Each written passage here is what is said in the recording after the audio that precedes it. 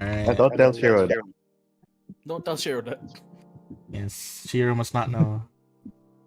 He's too He's been innocent. using, I know. The He's been Almighty using the power of God creation. gave me the knowledge of I can see every universe. The randomly held Elysium. Gets I'm so choked sorry. by a random hand. One way to stop Cutlass gets choke him.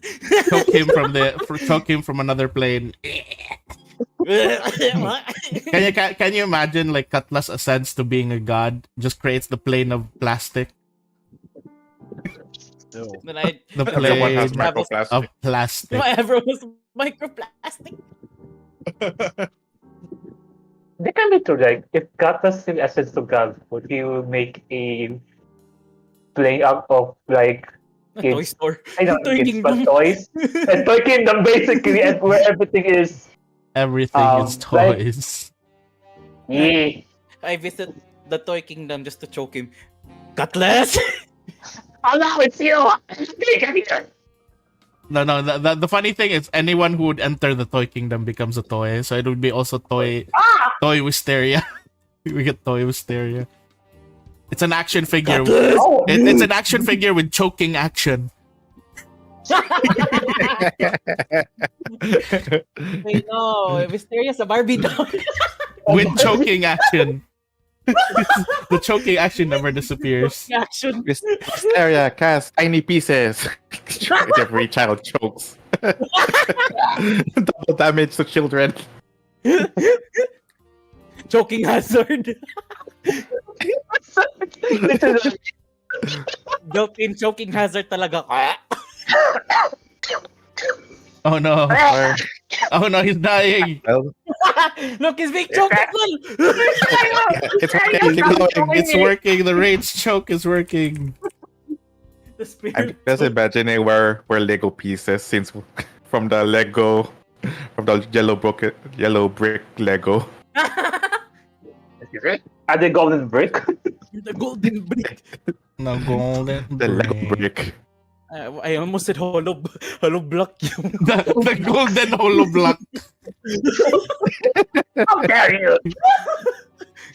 No, I almost said hollow block. Wait, no, that's the wrong thing. That's the wrong thing. The golden hollow block. Is it that for construction? You want cheaper? We can have some golden mega blocks. Alright, let me If you just zoom finish out the putting Toy these Kingdom, down.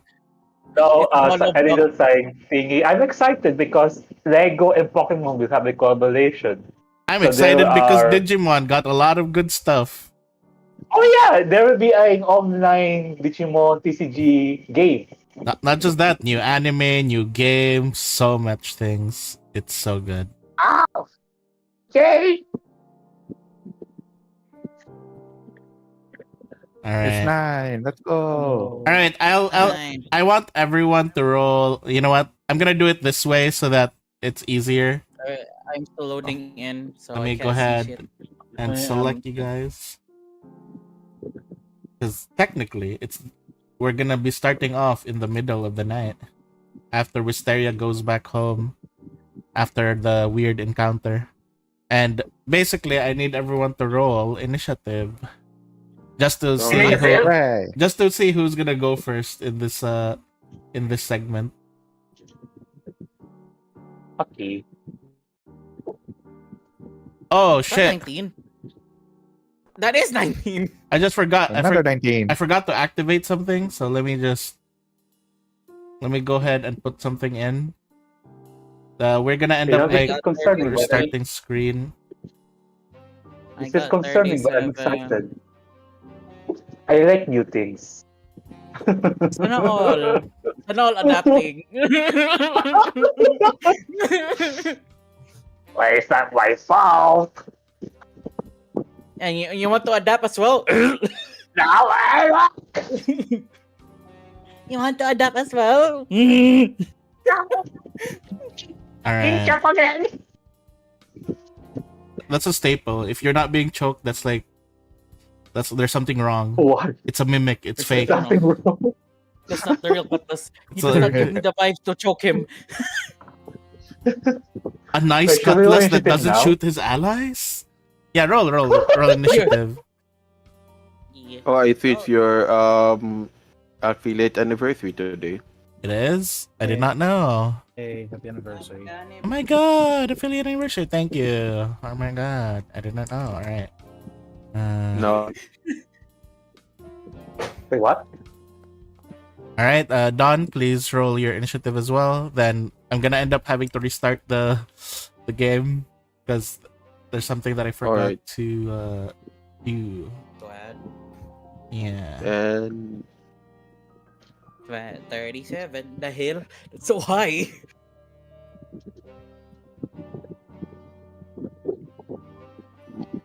they rolled initiative, but it didn't seem to roll. It did, I see it. It says here 32. Alright. Let me do something real quick because I forgot to enable. Oh no, it is enabled. So how do I do this? How does this work? Ah, okay, that's how. Okay, I get it now.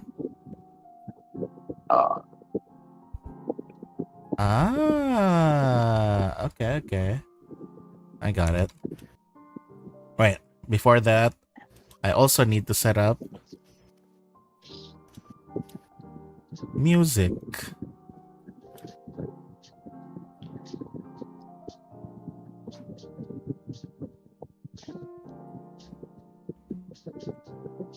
Also, I forgot we haven't loaded into the game here yet.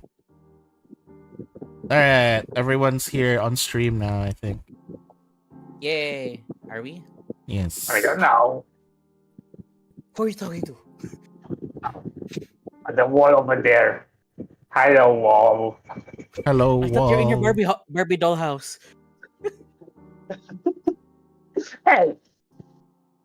Alright, let me put in the music. Hello, testing. I can hear Hello. you. Hello.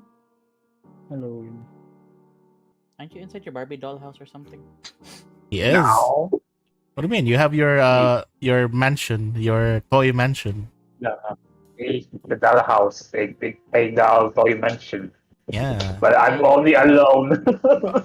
You are house. lonely. I'm lonely. I'm always alone. Lonely cutlass. Yeah, what happened to your crew though? I actually don't know. Yeah, we have no idea where his crew's been. They haven't visited for a Yeah. while either, huh? Yeah. Wait, Kidnapped. where are they currently? Are they in the toy factory? They got kidnapped. I mean, you haven't visited the Toy Kingdom in a while. So who knows? Oh, yeah, that's true. Alright. I'm just trying Maybe I to have to pay a make sure. visit. Yeah. You probably should. I'm scared. Why? Why would you be scared? There's nothing scary. I don't know. Let's see. Do I have the last one? Here you go.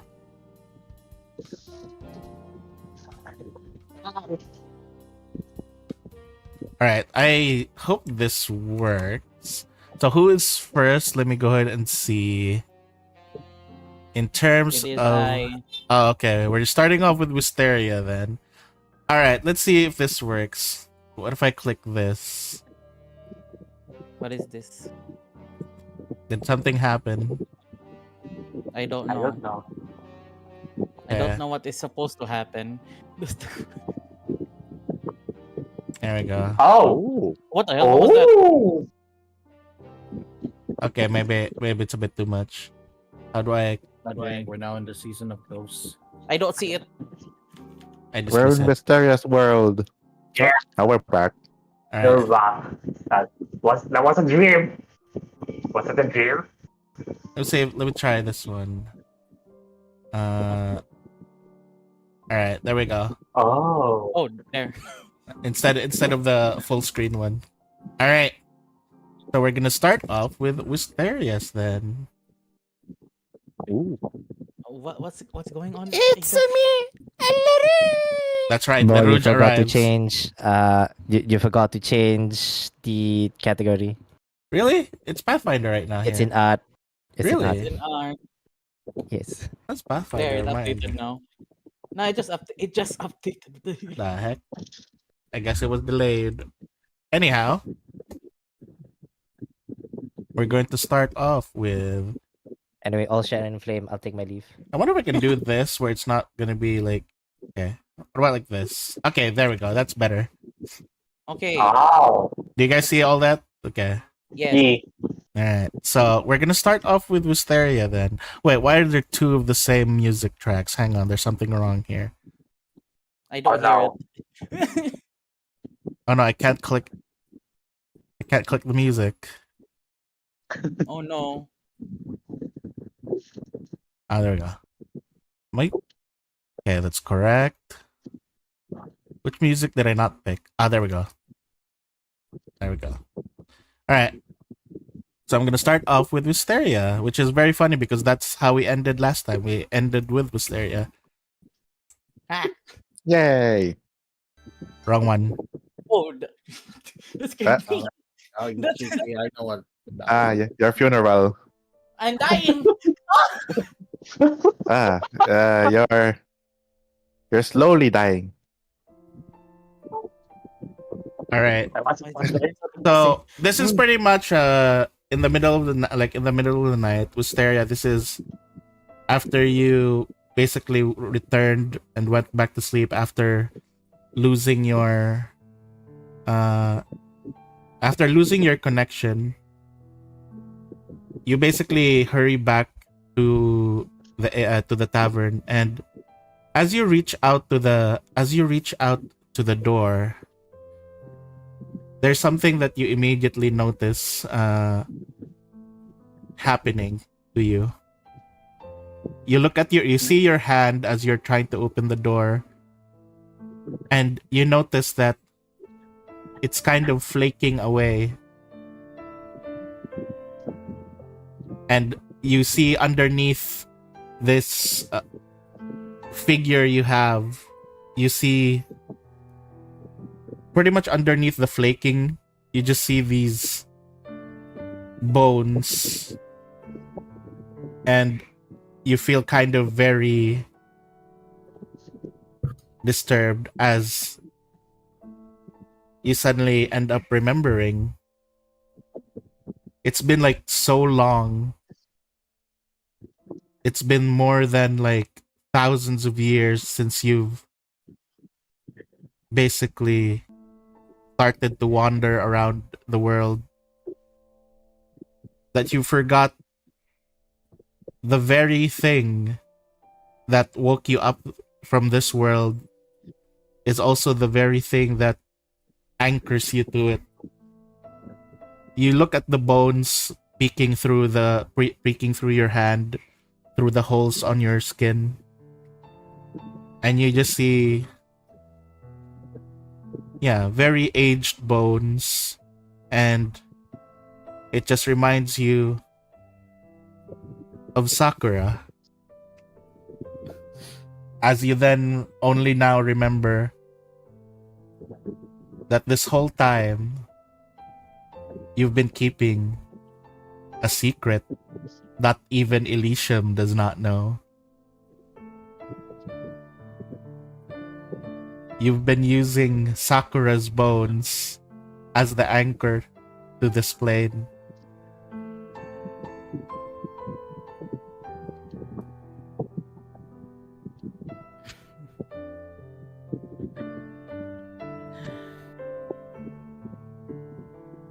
Wow.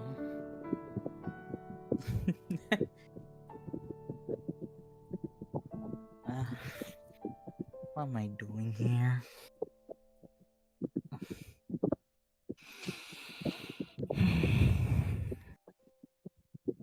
I, I, I truly forgot that this body from Sakura. Your mind wanders to a time way, way back. The very day that you decided to escort and accompany Sakura to where she will be. You remember walking with Wisteria down a path that seemed to lead to nowhere. She was walking around with you, talking with you, cheerfully laughing at all these things that she's like sharing with you. But she notices a bit of sadness in your eyes. She looks at you as she's been prattling along about all the fun things she's enjoyed in her life, all the sad things that she enjoyed in her life. And then she looks up towards you where, even though you're smiling, happily enjoying her company, she realizes one thing. Oh, that's right. Wisteria, you've been stuck here for all this time, watching over me, and just right here in Chansha. You've never really experienced things, have you?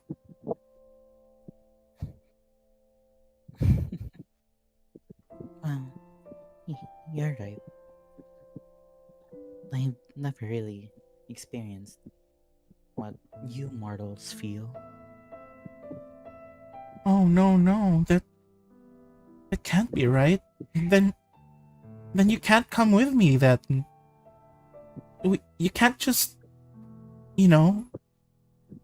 go on to the next plane without living your life first. You can't just. You've only practically been born. You've only practically realized that you can be more than just a tree.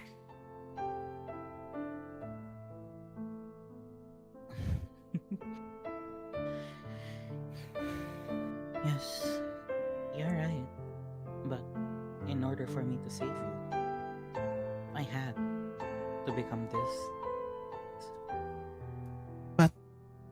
But still.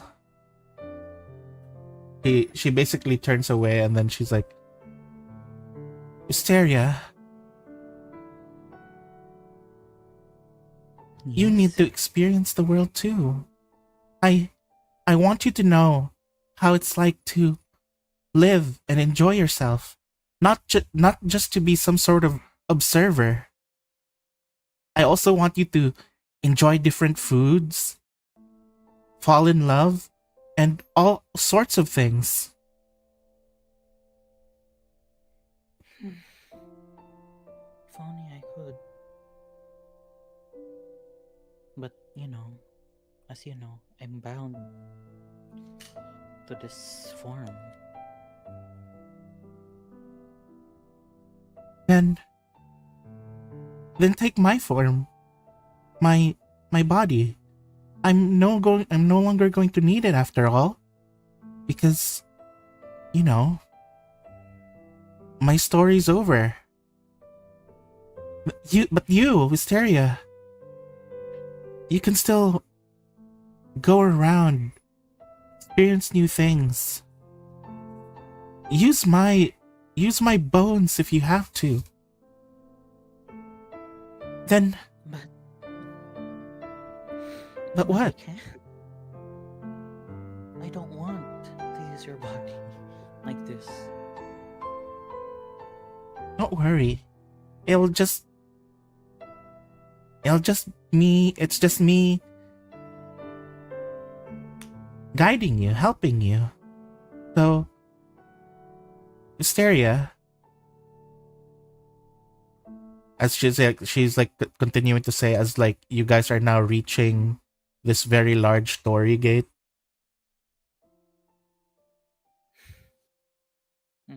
Please, go live your life. Go experience things. And then someday, when you've already had your fun, You can come back here. You can come back to me. Of course, to return my body. It's not like and she's just like she's flustered. I pat her on the head.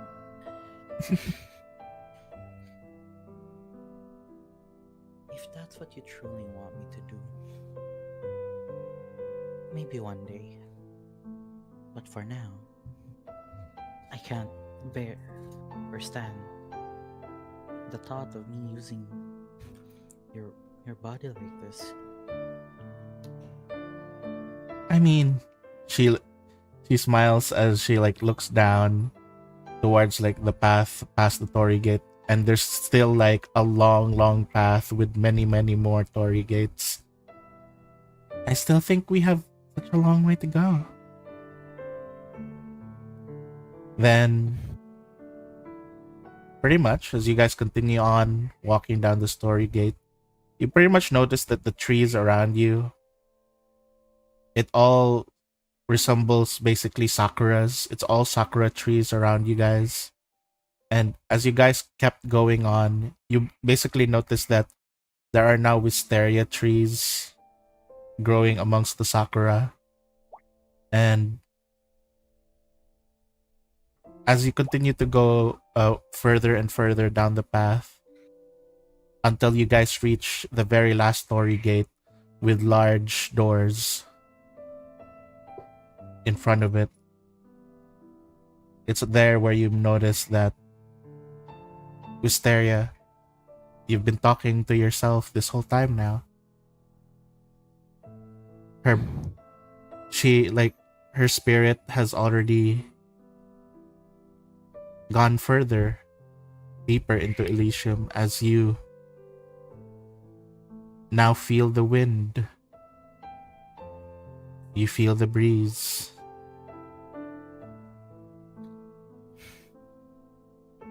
And you are surrounded by wisteria trees everywhere.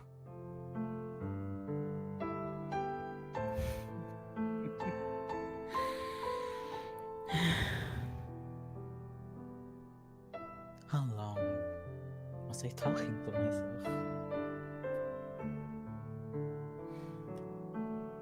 You then look towards, you then continue to look towards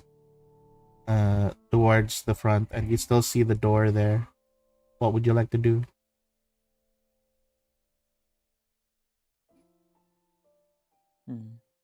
Can I try? Can I try opening it? As you put your hand on the door, it basically makes a loud creaking sound, and it begins to open. You find yourself all the way back at the beginning of the Torii gate, where you and Sakura had your first your conversation. But there you then see, by the sidewalk, a small cart. And there,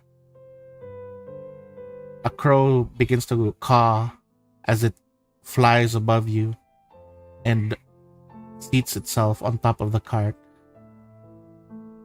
Near the cart, you see this human-like person who was dressed in a yukata and wearing what seems to be a farming hat. He sees you coming out of the Torii gate, and then he looks at you. Oh, that is a rather interesting situation you have there. Please, you must be tired from your journey. Please, come take a seat. Would you like some ramen?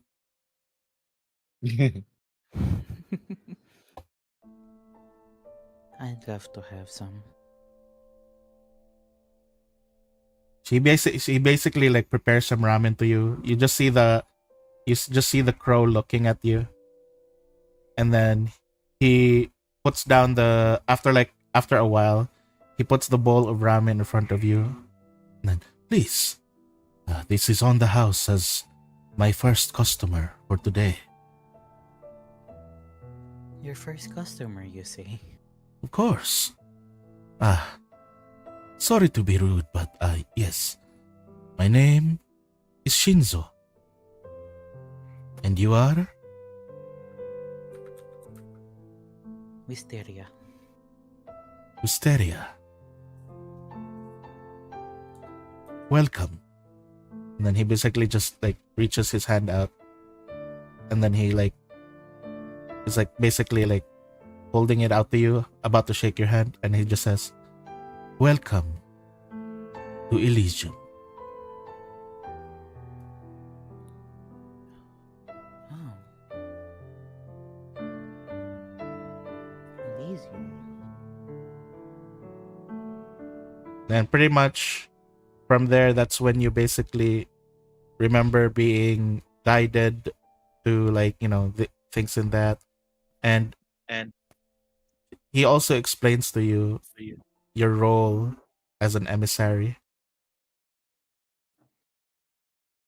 Hmm. And then basically he turns towards you. For now, I don't really have much else to discuss with you. And Pharasma herself says that you are free to do what you want to do as your own being. But in time, I will call for your aid as you, my friend Wisteria, have some interesting ties to the people of Willowshore.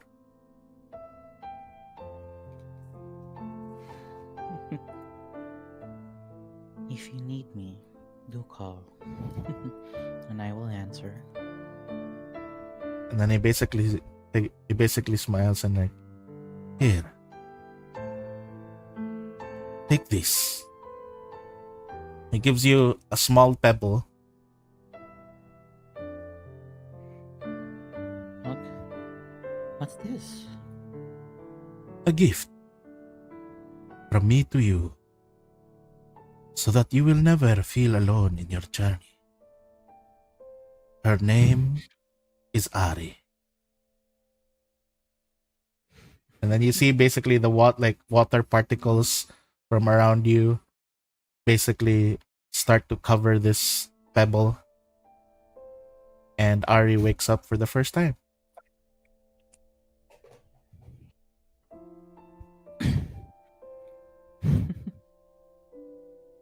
Hello, my little friend.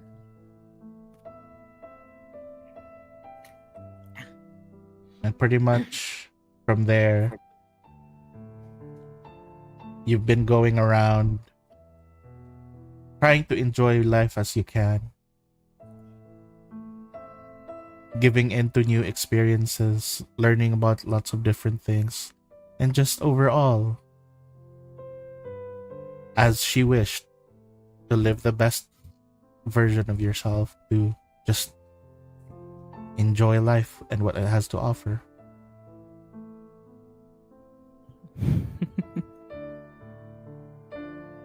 You look at you go now back to pretty much the scene of the bar, and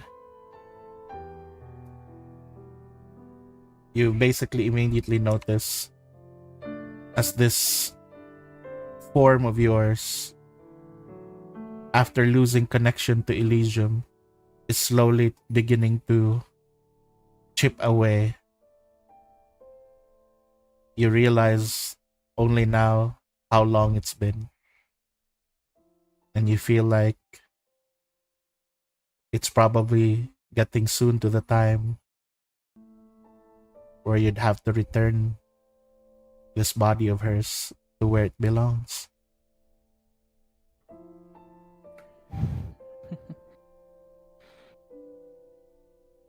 It's probably time to return to Chansha. yeah, you basically just have that in your thought as you continue the night. And that's it for Wisteria scene. Who's next? Let's see. It's Shiro! It's Shiro! Shiro's Yay. turn. Oh no! Is this a major low jump episode? This is Lord. We're getting lore. Lore everywhere, guys. Hooray! Getting lore dumped. All Oh my right. gosh. Lord dump. All right. It is Give now it to Shiro. Shiro's turn. I gotta pick the music. Hooray! Let's pick the music and let's wait for it to play. There we go. Oh. The music gets more depressing every lore.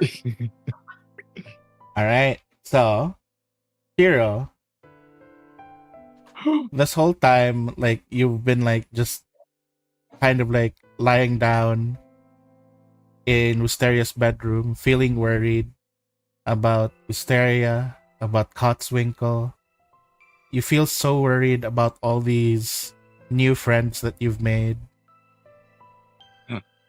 You feel so restless that even as you sleep, you feel yourself kicking, like spazzing, like basically just kind of like normal dog things of like kicking your foot while you're sleeping, making noises. And then he falls down from the bed. No. And then wait a minute, why is the text not appearing here?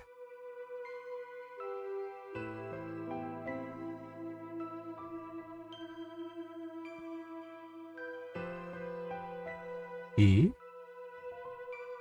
What's the text Mhm. chat? I'm just checking something. There's like something missing for some reason. Like the oh, that's what's missing. I was wondering what was missing. It was this, What's missing? the layout on the screen. Thank you for the happy Wow. affiliate anniversary. All right, so now let's go into Shiro's moment, which is Oh my gosh, that was a green flashbang. don't green flash. Don't mind the green flash, guys. No. I'm touching grass. Yes, you're touching grass. There we go. Why is there nameplate showing? Those nameplates should not be showing anymore. Is that supposed to be a background? There we go. I was just like basically trying to fix the UI. Anyhow, let's go ahead and start with Shiro. So you're basically kicking your feet as you're sleeping, and as you're basically sleeping, thinking of things, worrying about all your friends, your mind begins to remember. You remember your old master, Kazuma Kiryu.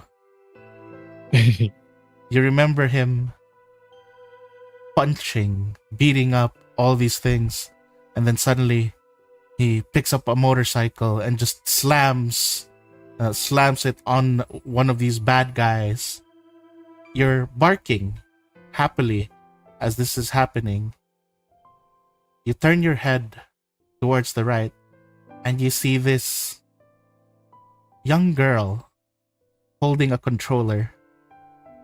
See, Shiro? That's Kazuma Kiryu. He's so cool. And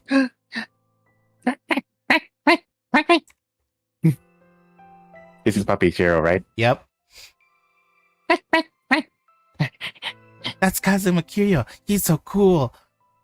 He's very great. He's really amazing. And not only is he strong, but he's also such a very nice person. Huh? You basically are playing, you're basically watching as this young girl is playing on her PlayStation Which era of Earth is this? Yakuza 0. Yes. She is playing, and Oh no. the whole time you're just like enjoying watching her play. She's going through all these emotions, and whenever she cheers for Kiryu or yells for Kiryu, you're also cheering for Kiryu. You are just as invested in the game as she is. And then she, like, after a while, as she's like continuing to play, you basically hear the front door basically make a ringing sound. Ding dong. Ah, that must be mom and dad. Wait here, Shiro. And then she just leaves you in front of the PlayStation. And then she's going around. You're basically just watching the cutscenes as she's like as she's going down. You see these cutscenes of like Kiryu basically protecting like all these people and stuff. And you basically hear like a lot of like noise from downstairs, and like pretty much eventually she comes up, and then she just basically hugs you and begins to feed you treats.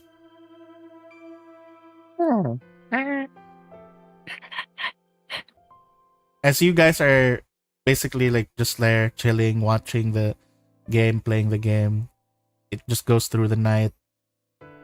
Pretty much this kind of goes on a loop for like many days.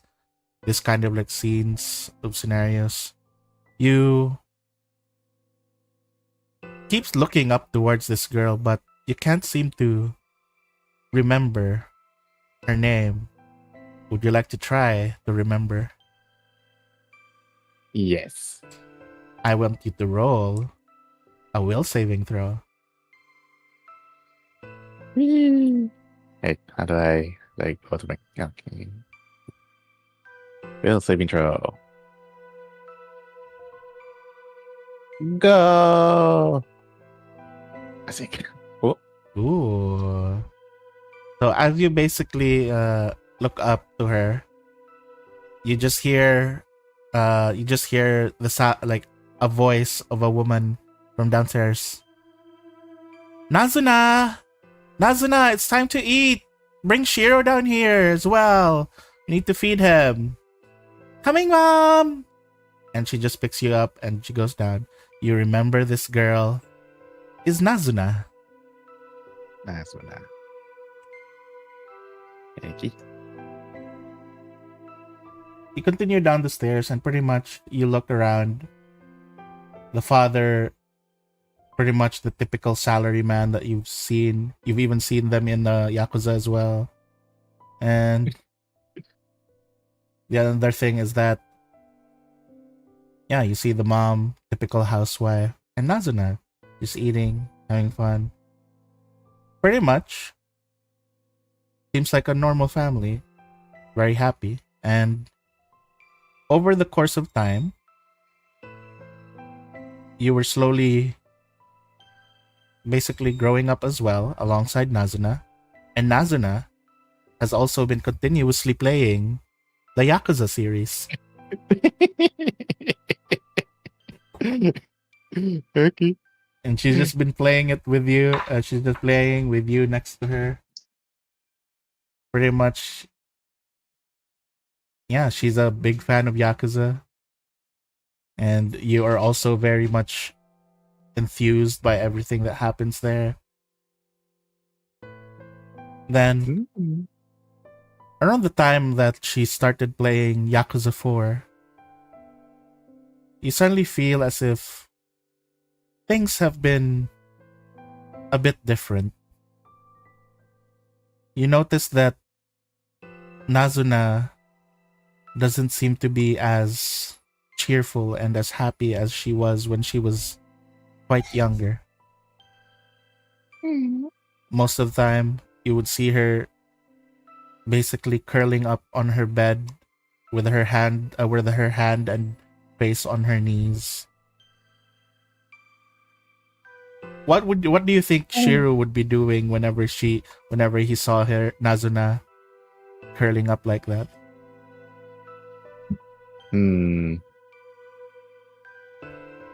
What would Shiro do? Hold on. I'm trying to remember. Shiro would. Okay, yeah, I don't know if this is silly, but he would try to sing that karaoke song. You start howling. You start like howling the dame dane. You start, Yeah. and then pretty much as you're like you see Nazuna raise her head, and she begins to chuckle, and then she's like, "What's that? Oh my God, Shiro! I can't believe you're singing. You're singing Bakamitai." And then as she's laughing, you suddenly hear the door slam open, like it's like one of those paper doors, so it just slides open and bangs. And then you suddenly feel this really sharp, not sharp, like very blunt pain from the back of your head as a book was thrown at you. And then you just hear a very angry noise. Shut that dog up! I have so much work to do! You stupid kid and stupid dog. You're just like your mother, useless! And then like he's basically yelling so much, and then, oh my God, Dad! What if you killed him? And then like Nazuna just scoops you up and picks you up, and she's just like comforting your head. Oh my God, Shiro! Should have never gotten this dog. And then he just closes the door and like just stomps away. And then pretty much you just hear some sort of noise coming from downstairs. You hear a man and a woman arguing. And once again, Nazuna like curls up, this time pulling the blanket over with both of you. And she just begins to cry.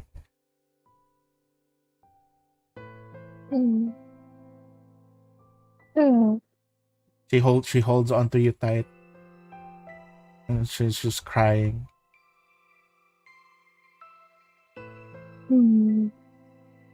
Pretty much, this has been going on, but you see that you see as you're basically growing up to be a bigger, stronger dog. You also notice that Nazuna herself has been crying less, and she's been acting a lot more firm and strong, getting inspired by Kazuma Kiryu as she continues to play on. By the time that she started playing Yakuza 6, another fight has basically happened in the living room. And then you basically see as it began to escalate, as the father began to start punching the Nazuna's mother, and even Nazuna was taking a few hits, but Nazuna was like basically standing in front of her mother, protecting her. You see Nazuna basically grabbing hold of her dad, trying to like pin him down, and you're there. What are you doing? Are you scared, or do you want to help Nazuna? I will help Nazula. I will try. I will also try to pin down the dad, So just the same as yeah. Kiryu. So you're gonna try to pin him down with your teeth, basically. Where would you say you try to like bite and hold him down? The leg. As you bite, like as Nazuna's trying to like hold him down to stop him from beating up her mother, you see him actually struggle, and then pretty much you basically bite his leg, which causes him to topple over, and he just like hits his head on the shelf, and he gets knocked out cold. And you guys now just look there as the father is no longer moving, and Nazuna looks on with a surprised expression. And then you just hear the mother going, Nazuna, what have you done? No, it was an accident. If I didn't stop him, he would have beat you up. You would have been hurt. He would have killed you. But Asuna, he's not moving. Asuna, Mom, isn't it better this way? He's dead. He's no longer going to beat you up. Asuna, can you even hear what you're saying?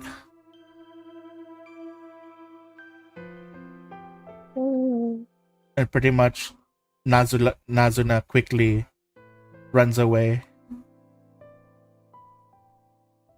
I chase after her. You chase after her. She's running. You basically hear the sky roar as like it's beginning to thunder and rain. Nazuna keeps running, trying to get as far as she can, and you're still chasing after her. You can hear her screaming, crying as she's continuing to run. And as you're continuing to chase her, a bright light shines upon you. It wasn't the lightning dropping down, nor some holy entity. It was a fucking truck speeding down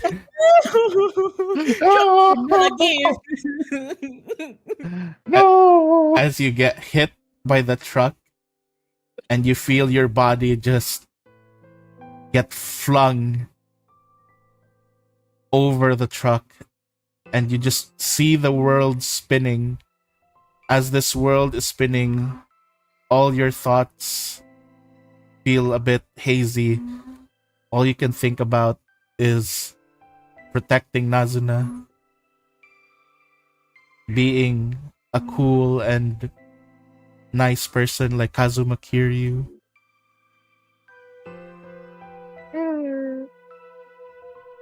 And the whole scene and the whole dream ends with the sound of a crack as Shiro's head lands onto the pavement.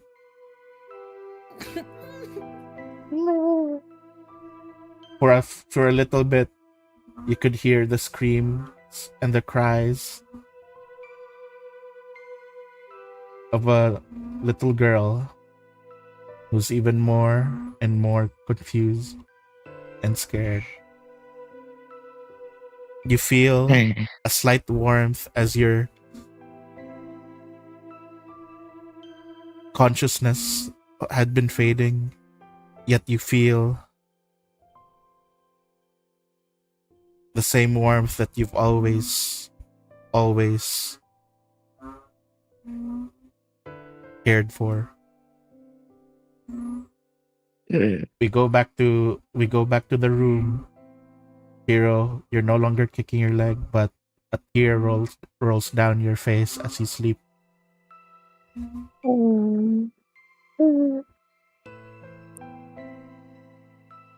Yeah. All right, that's it for Shiro's. Aww. Morbid comedy, god damn it. All right, who's Oh, next? no. Let's see. Who's next? It's Dawn time. No! Well, this is gonna be different for sure. All right, Dawn time. So Dawn, we're gonna start off pretty much here in Alkenstar. You are on. It is the middle of the night. You are on. How many drinks at this point? You can roll a die. You can roll a 1d6 if you want to make it funnier. Sure. Let's see how many drinks you've been at. You're on your fourth bottle of whiskey. You're on your fourth bottle of whiskey as you're trying to continue to drink. You're putting up stuff on your evidence board. You're trying to pin down a lot of things. You're thinking hard. Why? What is up with, like, what is happening? Why are there people looking for Cotswinkle? What is going on this city? Like, you have so many cases that it's just puzzling you so much. But that's not actually the thing that's bothering you the most. The thing that bothers you the most is while Cotswinkle was carrying the body of Bing all the way back to the tavern, to the stable, and laid it down there, you could faintly hear whispers in your ears. As you put down your gun, your lasso, and all these files that you're digging through, you sit down once more on your chair, on your really nice thinking chair. And you basically down another bottle as you sink deep into your thoughts.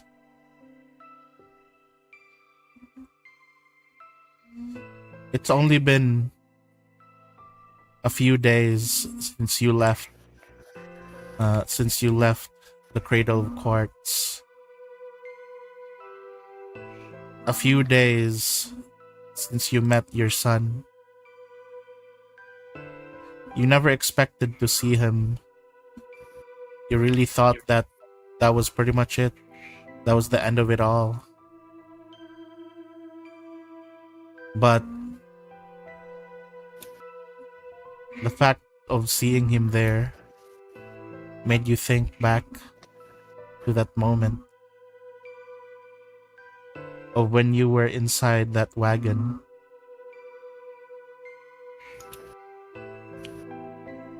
You just remember you were already pretty much alone by yourself, but you were being promised a new life as you rode that wagon, a new life in the big city. You slightly remember this person who acquired you, promising you a better life, education, and all these things. Can you guys hear the frogs? I'm gonna close the door.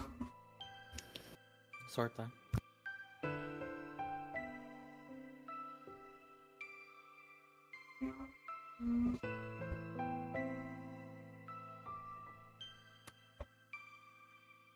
An education. You were going to be taught manners and all different things by this really classy looking person.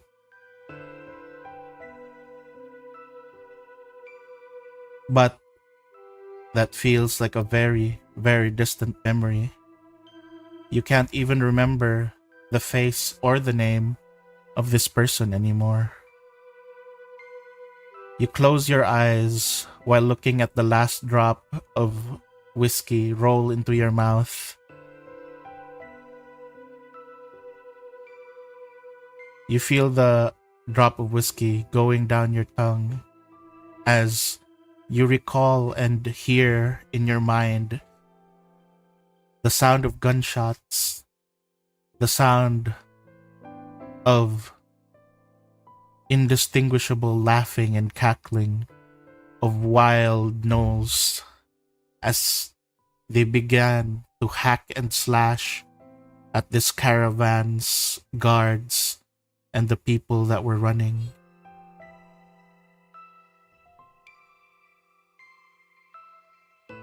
You particularly remember the door being ripped clean off its hinges. This person who acquired you cowardly sinking into the corner as these creatures had grabbed you. What is your thought? What do you think of this moment? Pretty much on why him and what do they want with him. As they grab you, let me go ahead and change the music.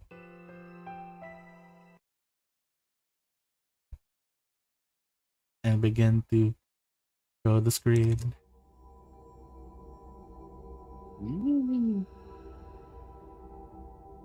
You feel their grimy paws grabbing you, ripping apart these fine clothes that you were given by this man, only to be followed by the sounds of a pathetic whimpering, saying, "Ah, I can give you gold. I can give anything you want. Please, don't kill me."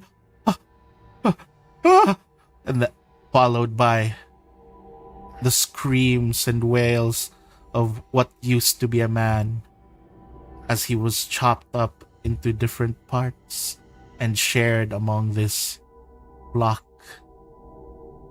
The next thing you could remember is pretty much you with your clothes torn apart, their faces, their muzzles pressed against you, sniffing you. And unlike these mangled corpses surrounding you, for the first time you notice, they pause. And you hear them say, in a language that you've never heard, yet is so very, very familiar to you. In their tongue they say, "One of us. One of us. One of us."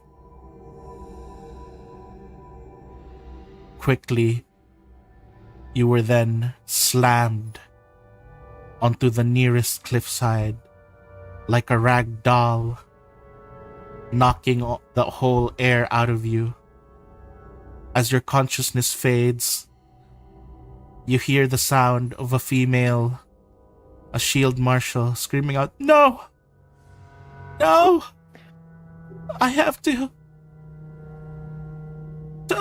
Then the sound of her screaming as she has also been killed. Your eyes begin to close. The next thing you wake up to is the sound of rattling chains as you move your body. You try to struggle as you might, but you then realize you are alone in this deep, deep cavern. You look around you. There are lit torches. Your back feels cold as you are on what seems to be a stone altar. Your nose feels a bit runny, but you can't tell whether it's from blood or from mucus, as the air is chilling inside this place. It is very damp, and you just feel so vulnerable as you then realize you are completely naked. chained to this altar. As you then see torches from a distance.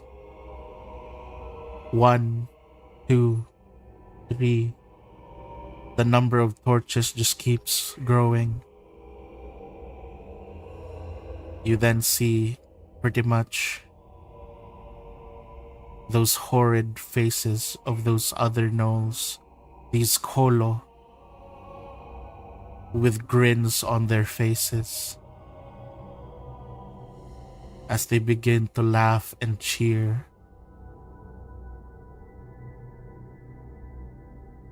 You hear them speak in languages and talk about their dark god, the Queen Mother Lamashtu. One of them reads scriptures to you as they suddenly then begin to surround you. What follows next, you remember, were the sounds of your own screams and cries as these Kolo began to desecrate you in every possible way. You often found yourself passing out from exhaustion, from shock, only to feel the scorching fire burn you as you fell asleep. They don't want you to get some rest. They want to hear you scream and cry as you're basically getting destroyed and used by these crazed Kolo.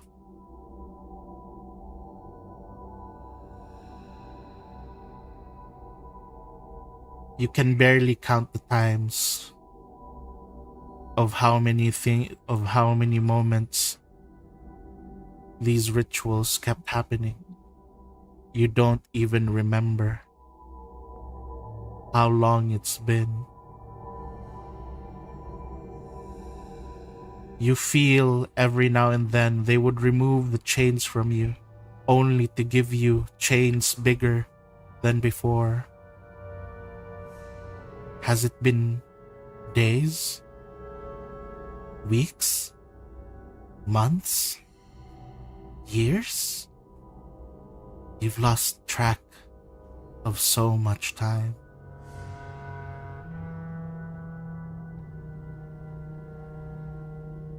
One day, all of a sudden, you find them have been lesser number than before.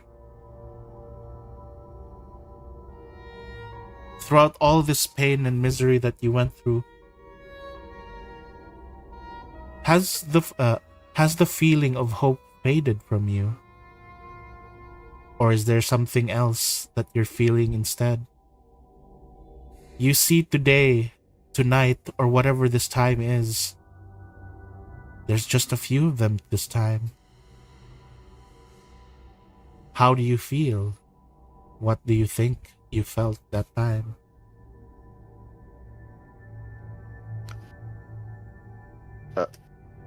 Uh, Still angry but scared at them. Rage, anger, and fear. You felt all these emotions swirling on your head. And this time, you see them. But for the first time, they too had fear on their faces. You listen to them mutter. You hear of them. The Black Sand Kolos have been wiped out. The bloom failed. Now, Mother is trapped. We must find a way to release Mother. Yes. We must birth new champion. You begin to hear them begin to chant and cheer. One by one, they then form a line, and one by one, they begin to use you again. But this time, it seems rather morbidly different. Every passing Kolo that used you then finishes it off by standing atop the pedestal on top of you and carving out their own chest, spilling all their blood on top of you, as their bodies then slide off, falling, tumbling down the floor. This continues on until you are now covered in a pile of Kolo corpses covered in blood. You hear everything be quiet. You are pretty much suffocating underneath this pile of dead Kolos. What is it that you try to do? What is it that you tried to do?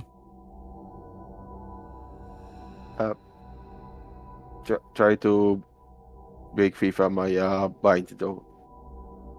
As you try to break free of your minds, you could only hear the sound of the chains echoing throughout this cavern.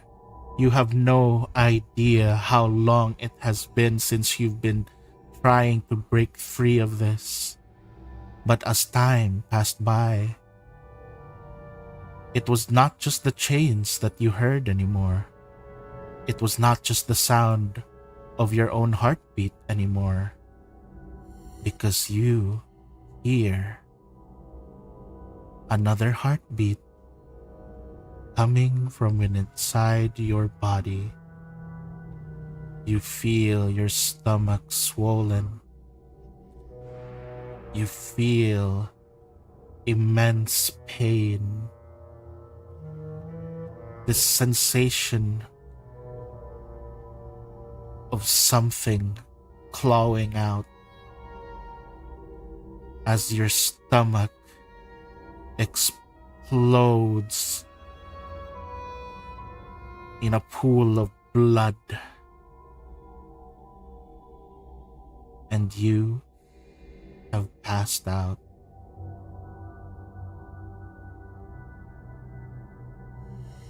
The next time that you open your eyes, you feel the strong wind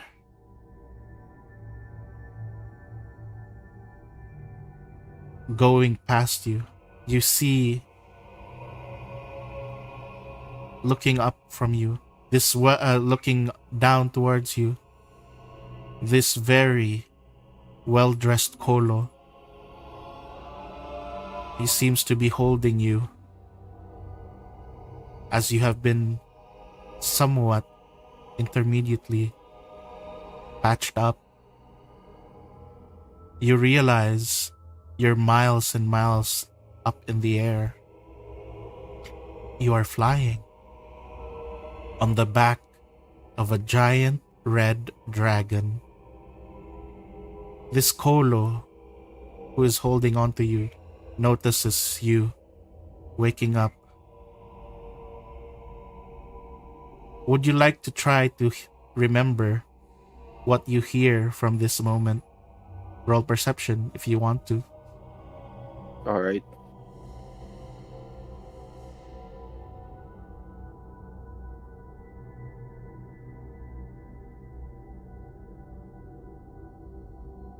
Other day.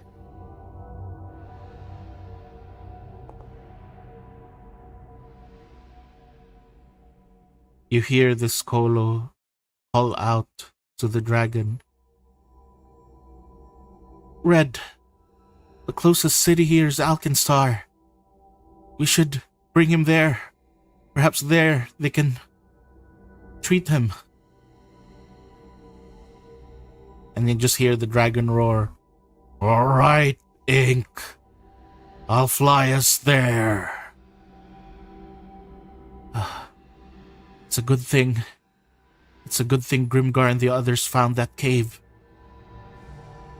Quick, hurry, Red. And they just basically pretty much drop you off in Alkenstar before flying off into the distance.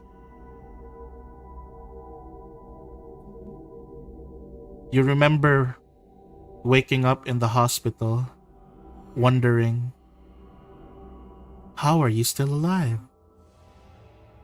Was it all a dream?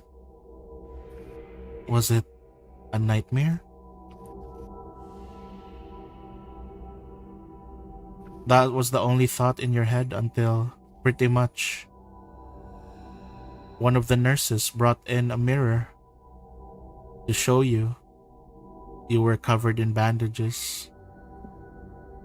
And the face that you see there is no longer the face of a child, but the face of a grown Kolo man, no different from the Kolo that you saw earlier.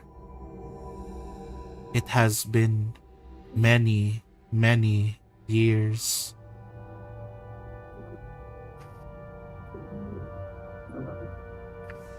As you basically lie there in the hospital, recuperating,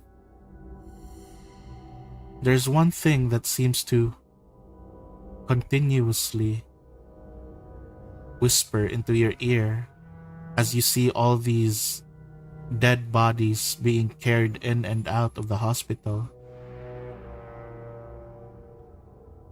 The voice of a woman speaks to you, and she constantly tells you, you must feast, eat, and devour more. No one is going to look for those that are already gone. Such a waste. Look at them, burying them into the ground, or spending all this fire to turn them to ash, when the solution is simple. Consume. Consume them.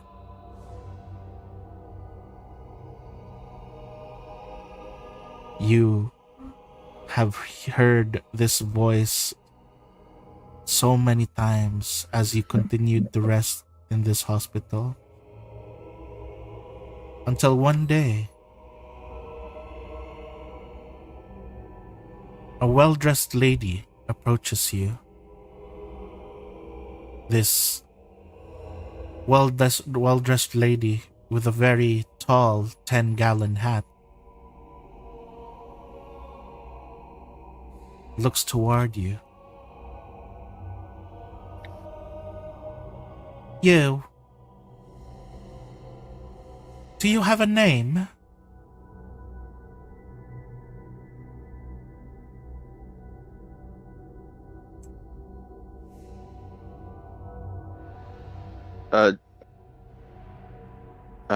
Name.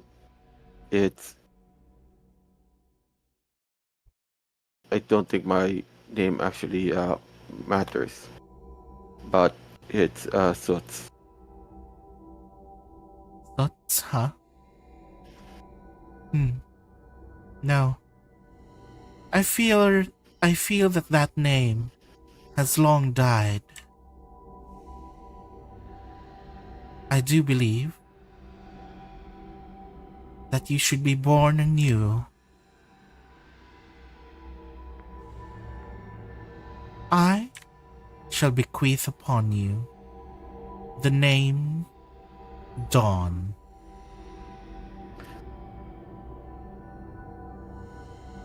And then you basically see this lady being followed up by what looks to be a dwarf. And you see this dwarf. It's young Phoebe Dunsmith following up after this lady. Dunsmith, I found a new recruit. Train him. Make sure that he becomes useful to us. All right, my lady. Grand Duchess, are you sure though? He's a Colo. Yes, I'm sure. We need his strength.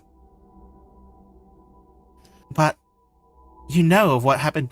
Yes, I know of what happened in the Silion. I know of the bloom, and I know of everything else.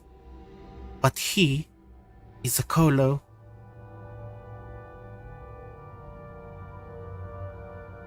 Victimized by other Colo. I'm sure that he will work for whatever is the best for him, she says as she basically looks towards you, and then she just says, it was nice meeting you, Dawn. And she just basically walks away. Dunsmith, don't forget. Train him. Make him one of the best that we ever have. Right. And then pretty much she just basically walks away. And yeah. You slightly wake up. But there's something very interesting. I need you to roll a will saving throw right now, Dawn. All right.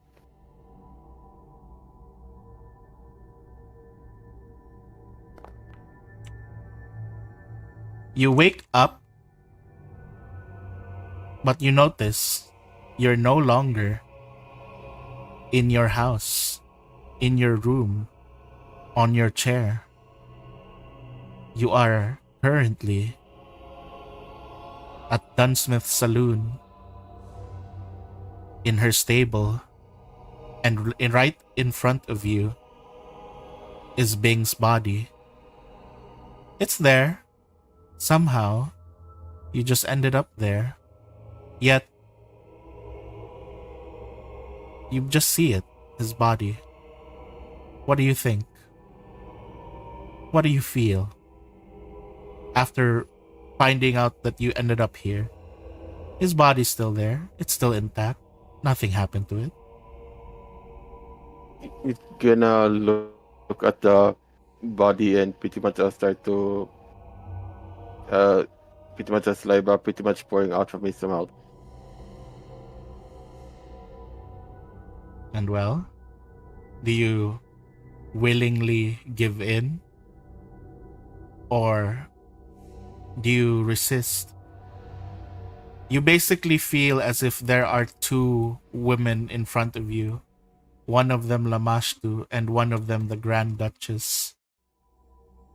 Who are you following, Dawn?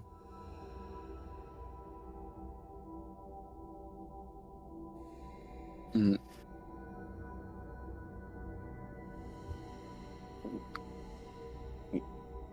That Yeah, he's big. going. Yeah, he's going to uh, consume the body. No!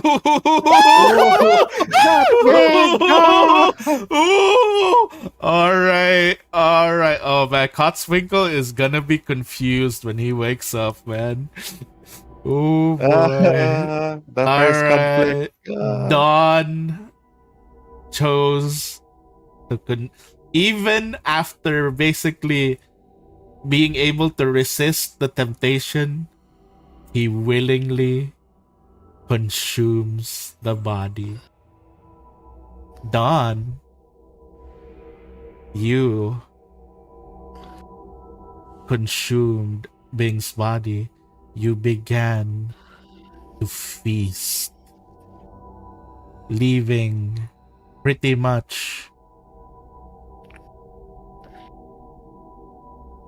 just a splash of blood on the hay.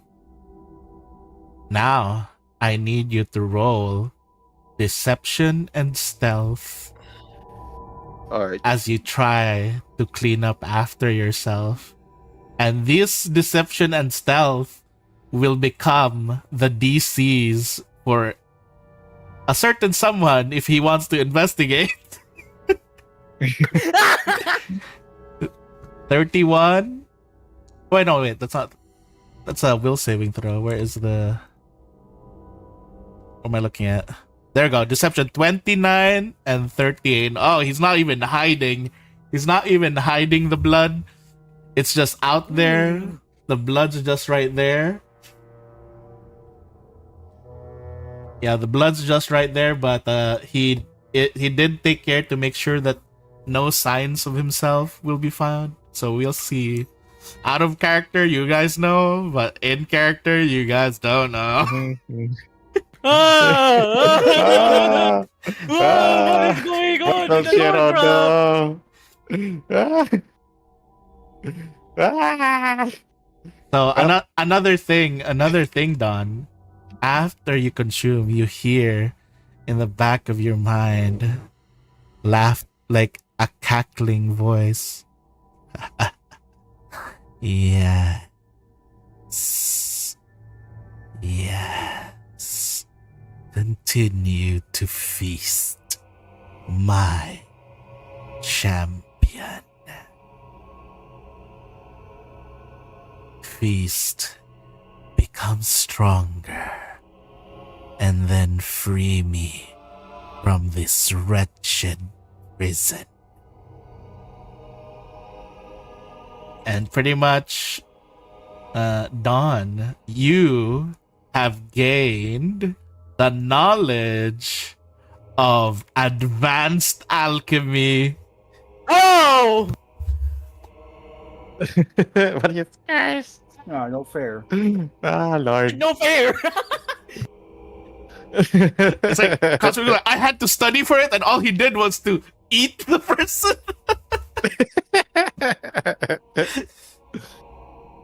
So you basically, what I'm saying is, Don, you now have access to some alchemy. Basically, I'll set it up for you later. But No wait, worries. but does he have the curse that he can't do tiny things? Yeah, that's the funny part. And craft. That's the funny part. He can't craft. So he knows alchemy, but he can't craft because he's cursed. That's the funny part. All right, that is Dawn's. I did say it was gonna be different. We got sad, and demented afterwards. Great. I wasn't expecting it to be this. You know, this is getting spicy interesting. All right, Very the, spicy indeed. conflict. the one next up is Totswinkle. Oh my god! Right after Dawn. Right after. What is the coincidence in this? Oh my. I'm not- All right, hang on. Let's get rid of the image now. Back to back. What And the pretty hell? much, let's go to Totswinkle. I gotta change the music again. There we go.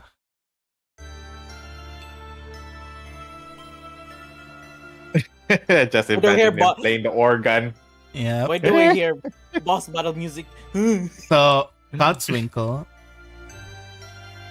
as you basically fell asleep from working on a lot of things, from trying to figure out a bunch of things,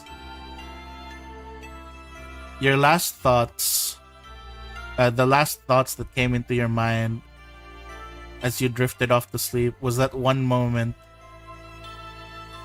that you repressed into the back of your head, where your mentor and teacher, technically the person who kind of adopted you,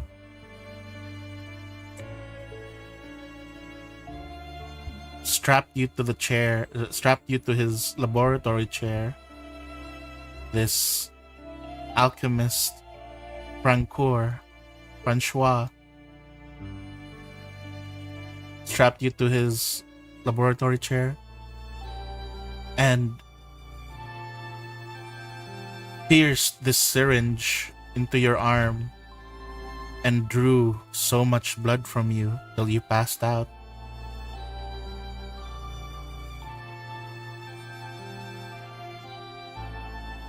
Your mind begins to wander as you fall asleep, as if you were reading through a book of your own memories.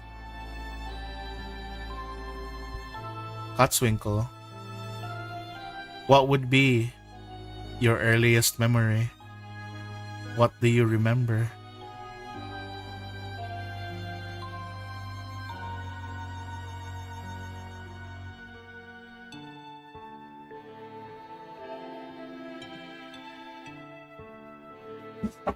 I remember the first time that there was someone that showed up. It was winter. It was really cold out. We didn't have any food, and my master went out to do some work while I stayed behind and studied. I heard banging on the door. I was afraid that someone was trying to get in, but all I could hear was them shouting out for help. It was too hard for me to ignore. So I opened the door. I don't recognize this person, but he dressed in some way. He almost looked like a priest or a cleric. I could see that he was badly hurt. About 3 stab wounds to the stomach.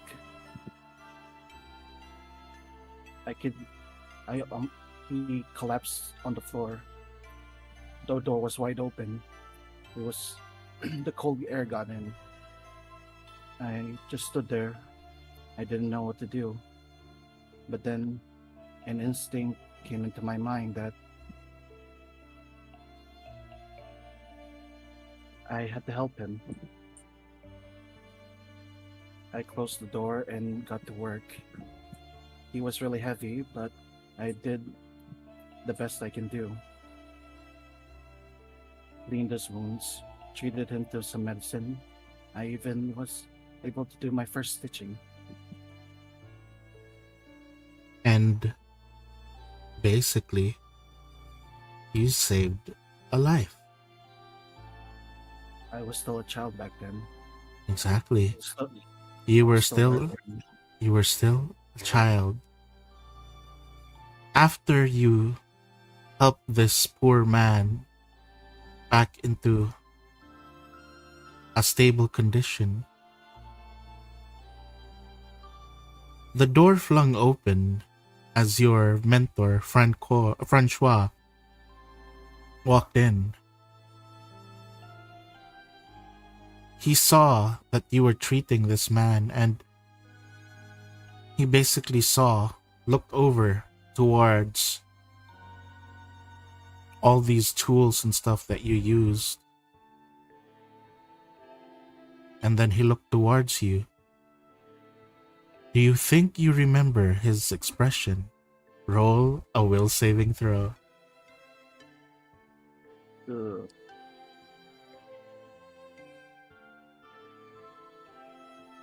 You remember, as you think back deeply onto it, another memory that you repressed. It wasn't a look of surprise, nor was it a look of pride, but instead a look of fear. His eyes were wide open as he saw this genius in front of him. Merely a child, but was able to save this nearly nearly dying man from the breaches of death.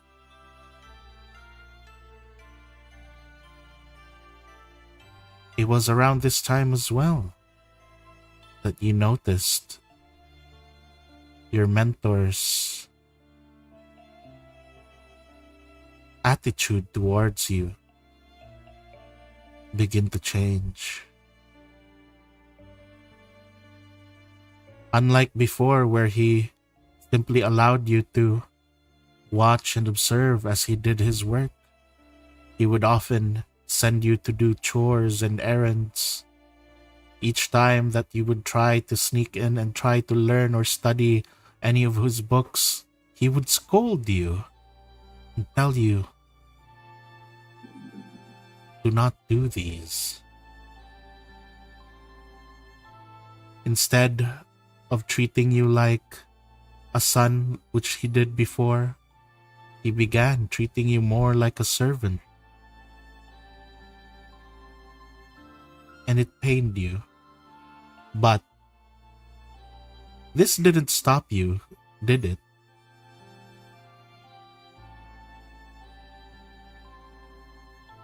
As much as it hurts, I still remember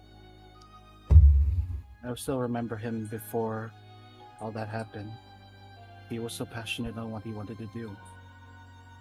He inspired me to save lives, to continue to bring people hope,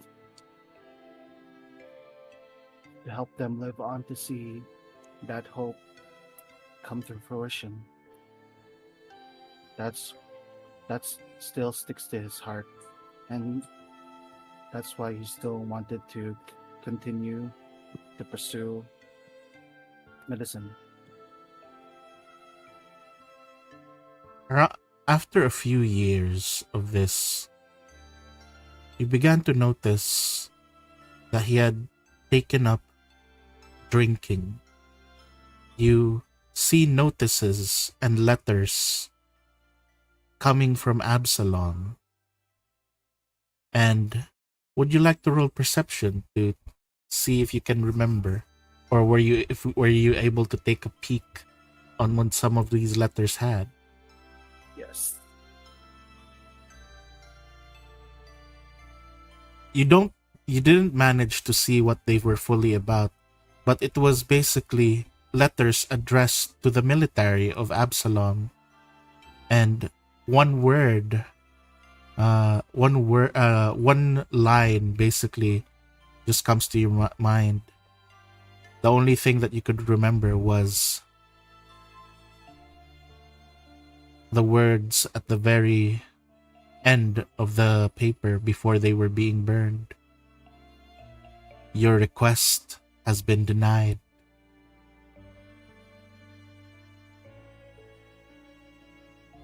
You've seen him send more and more of these letters, only to be met with the same response over and over again. As more letters went out, the number of bottles that he consumed every day began to rise as well. Kotzwinkle,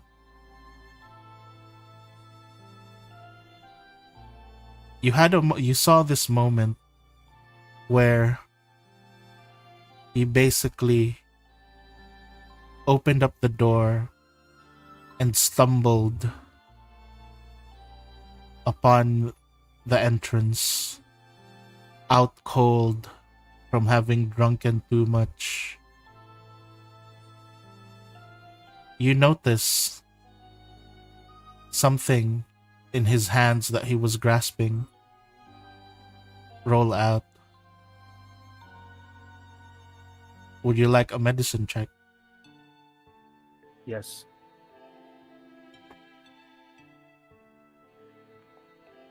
You immediately notice that these tablets that he's been holding on to were some form of medicine meant to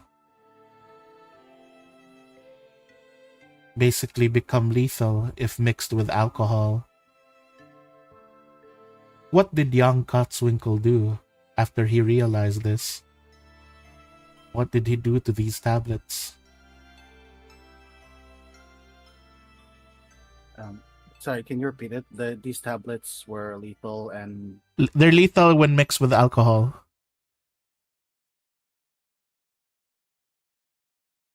Do you get that?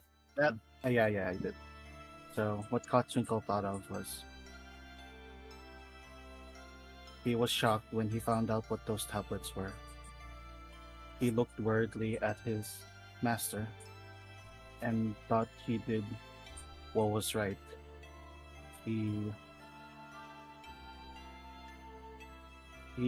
destroyed them and threw them away. All right.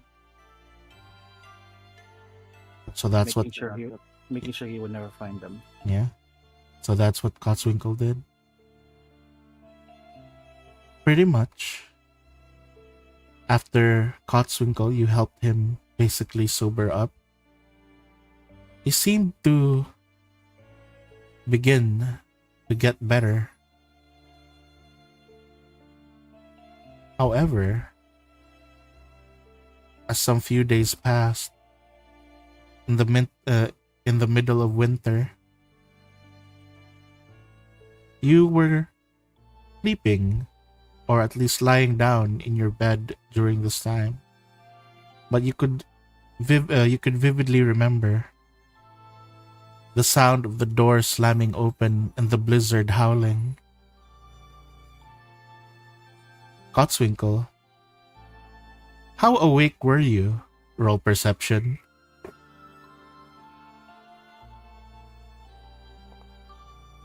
You were barely awake. You were drifting off to sleep. The cold was very nice. You hear the sound of another person approaching. You hear the sound of your master, Francois, exclaiming. He says, "Basil! Is that really you?" And then you hear the other person speak out. "Francois, I don't have much time."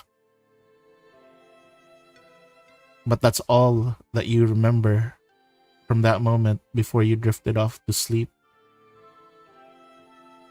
When you woke up the next day, you immediately saw that your master was in his laboratory. His eyes red, his face wet. You see he has the photo of his wife and child right next to him, as he seems to be dealing with some sort of substance in the middle of his laboratory. You look up and see this black like liquid incubating in this bottle that he has in this apparatus. He seems to be studying it, analyzing it.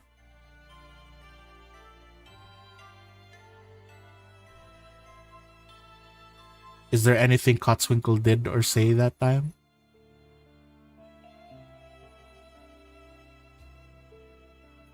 I wasn't like strapped yet, right? Not yet. This is before you got strapped. Yeah. I was worried and got him some food and water and told him to eat something, and then I looked at the black liquid he was working on and asked him what it was, or what was he working on. His eyes looking up towards the sky, not even acknowledging your presence, seemingly very dazed and out of it, as he crumples up this photo of his wife and child in his hand. and tears rolling down his face. He just mutters out, "It's the Black Plague.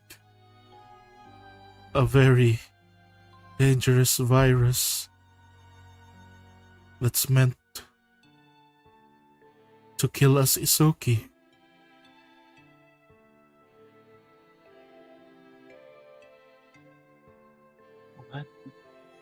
What? Why is it here? What are you doing with it? I'm trying to find a cure, a way to make it better.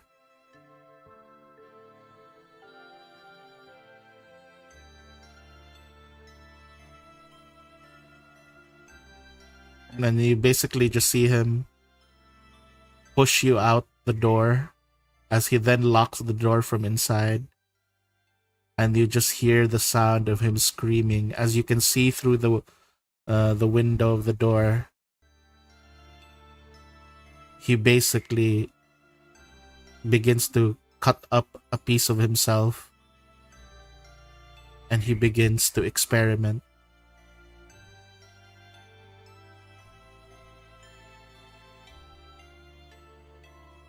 You see him like every now and then when you visit this doorway and would like clip his food in, or when you would see him doing different things. Sometimes he's putting a flesh part of himself, mixing it with the Black Plague. Sometimes he's drawing his own blood, trying to see how things react. He's just continuing to test things after things after things. One day, as you continue this loop of crazed research, as your mentor continues this loop of crazed research, you hear a knock on the door from the outside. Mhm. When you open it, you see what appears to be a knight. A female knight. Isoki, like you.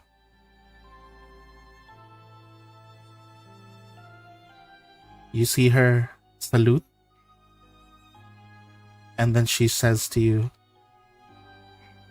this white Isoki says to you, "Excuse me, but is Sir Francois here? We have a message for him."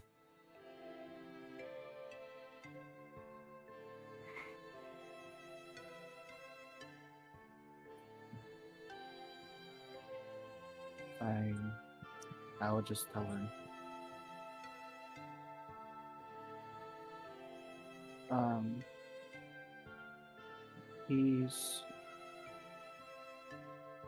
He's currently busy, but I can pass along the message to him. "Please do. It's rather important." And then she hands you the letter before she looks at you, and she gives you a pat on the head before she waves her hand and walks away. You look at this letter.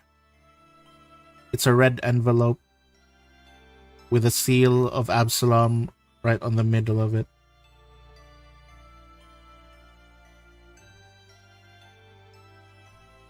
You hurriedly probably give it to your mentor.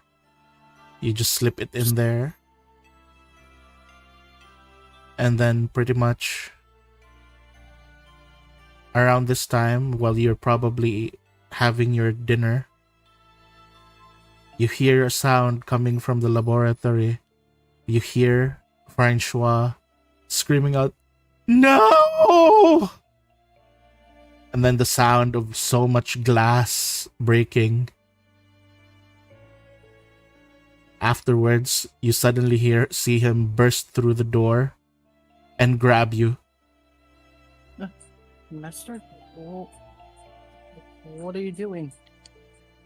His eyes aren't even looking at you, as he's like just seemingly completely out of it, dragging you to the laboratory. You hear him muttering throughout this whole time, "It's not too late, it's not too late, it's not too late, it's not too late, it's not too late." And then he's just dragging you over, strapping you into this chair, as he basically pulls out a syringe, and there he draws as much blood from you as he can. You feel yourself going faint.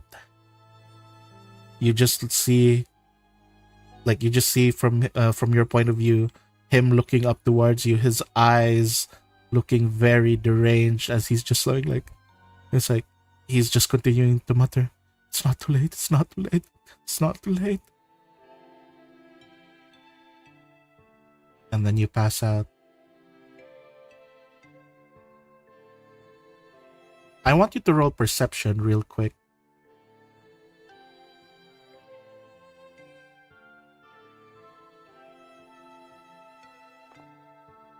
Can I hero point that? Sure, you can.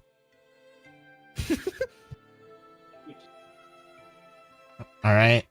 So, as you are like basically unconscious, it feels like it's been a while, but you do hear you hear basically the sound of a bit of laughter, slightly maniacal. You hear him going, "Oh, it worked. Worked. He was the answer all along. It's Winkle. Winkle is the answer. I need to." Then he basically continues on to, like, you basically just wake up slightly and you see him continue to do things. But you were still strapped to that chair. And pretty much, as he's continuing to do that, you feel as if it's been a few days. Your stomach has been rumbling and you're still strapped to the chair. You've been hungry for a while, and all he's been doing is been stuck in this laboratory, drawing blood from you and experimenting with this black plague. I'm so close. So close.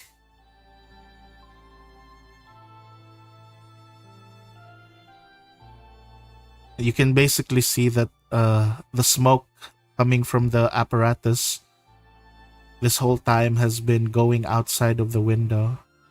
And around this time, as he's practically going towards you, his eyes looking slightly normal. "Oh, Cotswinkle, you don't look so well. Oh, right. You need to eat. Hang on. I'll free you. There should still be some bread in the kitchen." And as he's trying to untie you, that's when you hear the sound of the door breaking down. The door breaking down, and pretty much the sound of angry villagers. They're yelling out, "There he is! You murderer! You monster!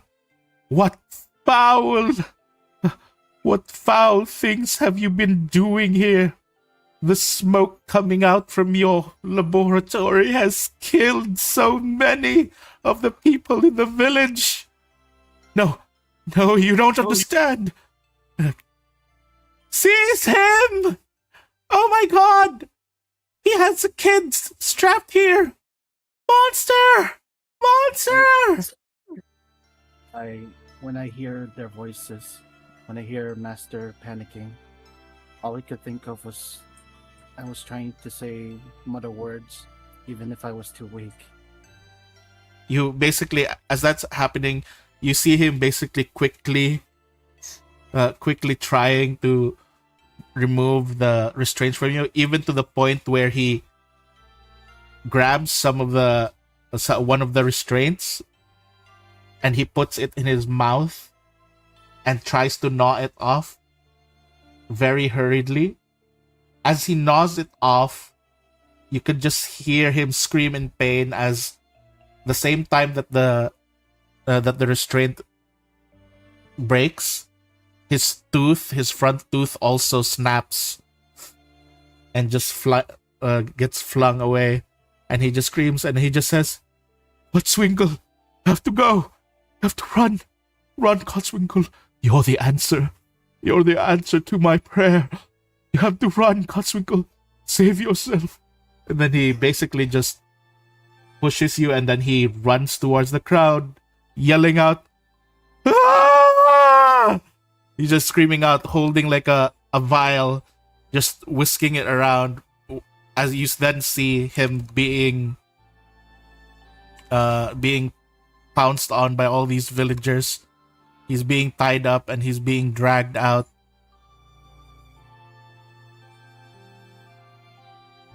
And pretty much a lady comes to you.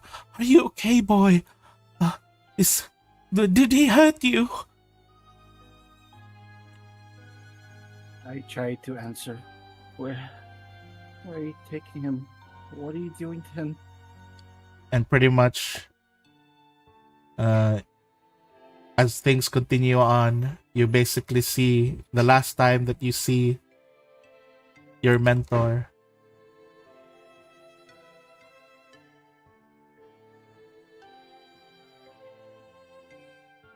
Is when he was being burned at the stake. Yet all you could hear as he was being burned from the stake is his laughter. You could hear him screaming out, "I found it! I found the answer!" Like, he's just laughing maniacally as he begins to burn, and all these people are just throwing stones and all these things at him as he's burning to death. "You monster! This is all your fault!" And pretty much as he's beginning to burn, you just notice around you, one by one, a lot of these people basically cough. They start to cough out blood. Even the woman who led you outside, who carried you, began to cough out blood.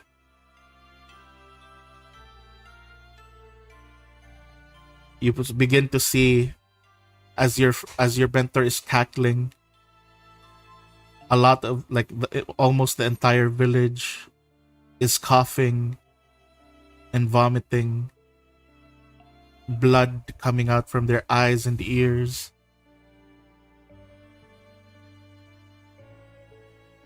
How's Cotswinkle reacting to all this happening? All he did was stare in disbelief at the people slowly starting to be infected, coughing up blood. His current state, hungry, tired, and blood drained from his body. What is... And his master cackling as he burned at the stake. So, what would you think Cotswinkle is thinking right now? What is his immediate thought?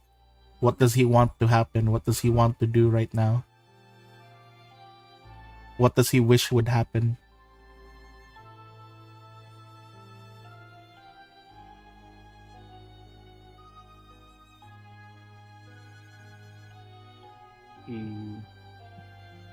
He can only think of two things.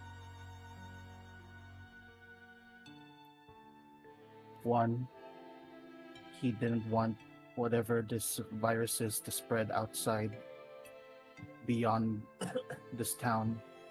And two, he still wanted to carry on his master's last wish before he was captured.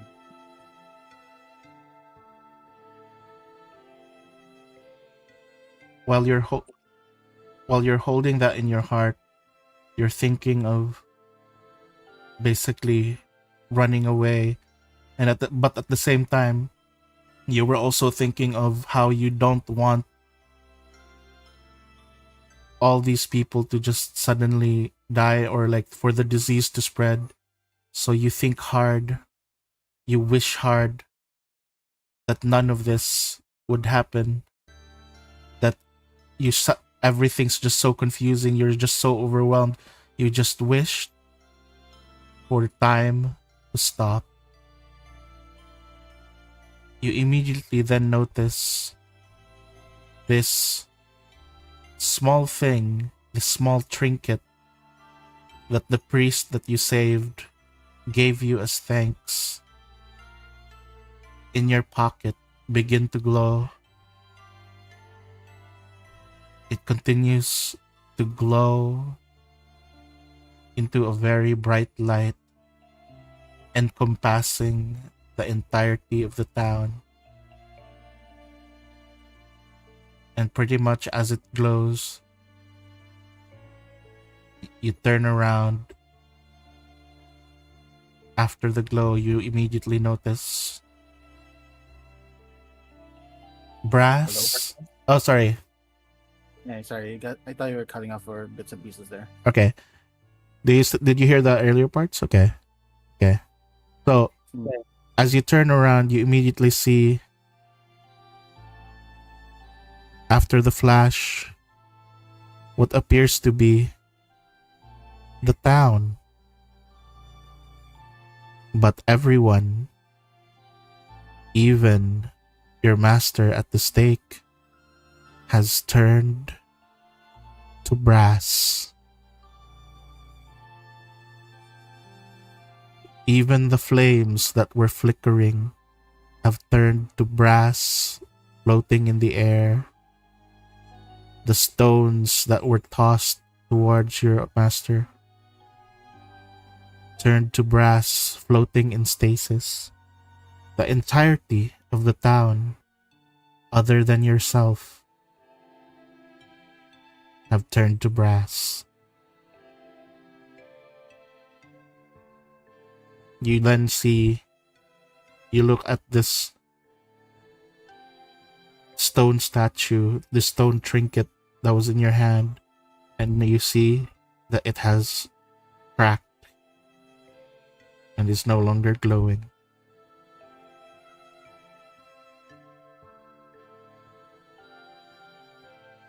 And then you just ran. You just kept running and running in a specific direction until eventually you ran into another town where the people took care of you there and raised you back to health. And you spent quite some time in the town applying things that you have taught. But whenever they ask you about where you came from, did you ever tell them truthfully? No, I never told them the truth. I use every opportunity I can to deflect or lie, but I never told them the truth.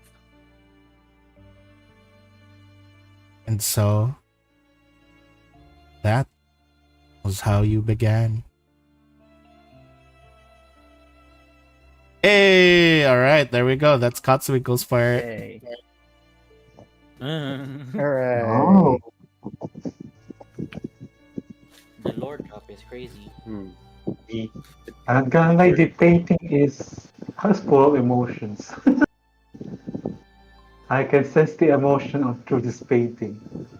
I think you're gonna laugh at it's not Cutlass's part, and Cutlass might laugh the moment he sees his picture. What? But first, we shall Nice. play. We'll just stop the music, and here we're gonna go to Cutlass now. And Cutlass, Yeah. Oh no!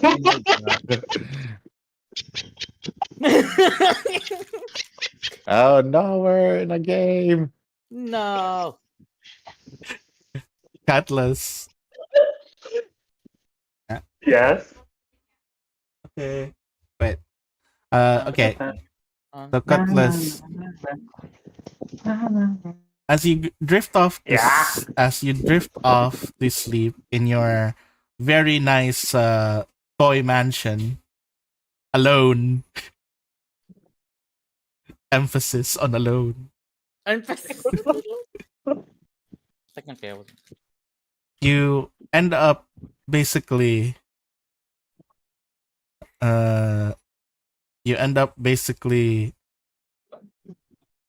getting into another one of your silly dreams where everything feels very fun and cartoony.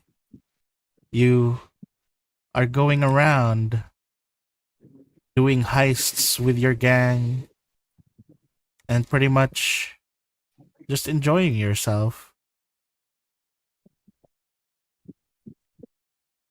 However,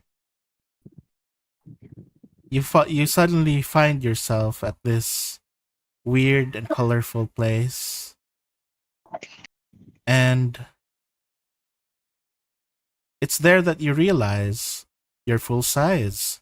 You are actually life size, accurate to your character sheet size, and in front of you appears to be a young girl, a young Elizabeth.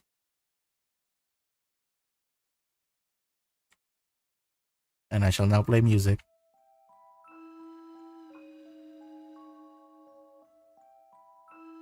Here. Huh. Yeah, sir.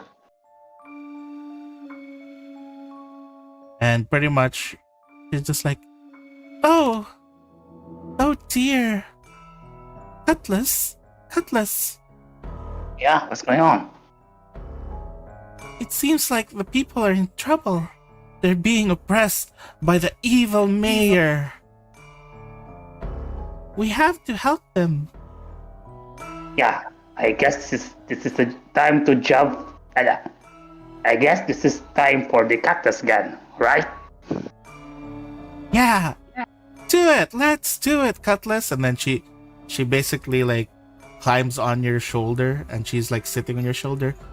Let's go save the town. Indeed. Let's get going together. It's rock and rolling. It's rock and rolling.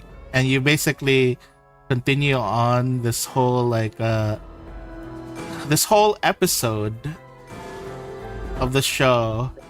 You're just playing around with Elizabeth. You're defeating the evil villain and everything. Then there's this part where you just hear ah! As you see Elizabeth being like dragged off by the mayor. I've captured your friend, Cutlass. Now I'm going to put her on the train tracks, and she'll be run over. No. Cutlass, come on, Cutlass. Only you can do this. You hear Riptide and who's your other one? A buccaneer. Buccaneer. Like, yeah, Cutlass. You're the one with you're the best shooter out of all of us. Alright. Yeah, I'm gonna save Elizabeth no matter what. Trust me, guys, I can do this. And then pretty much, like you just hear Elizabeth, Cutlass, help! As the mayor's like continuing to run. Cutlass, roll an attack. as you're trying to aim for this stranger. Okay. Just roll it. Can I use sniper's aim? Is it Yeah, possible? Yeah, go ahead. Wait, let me equip my Aquibus because it did not equip. Yep, go for it. Cutlass. A sniper's aim, then bang. Alright.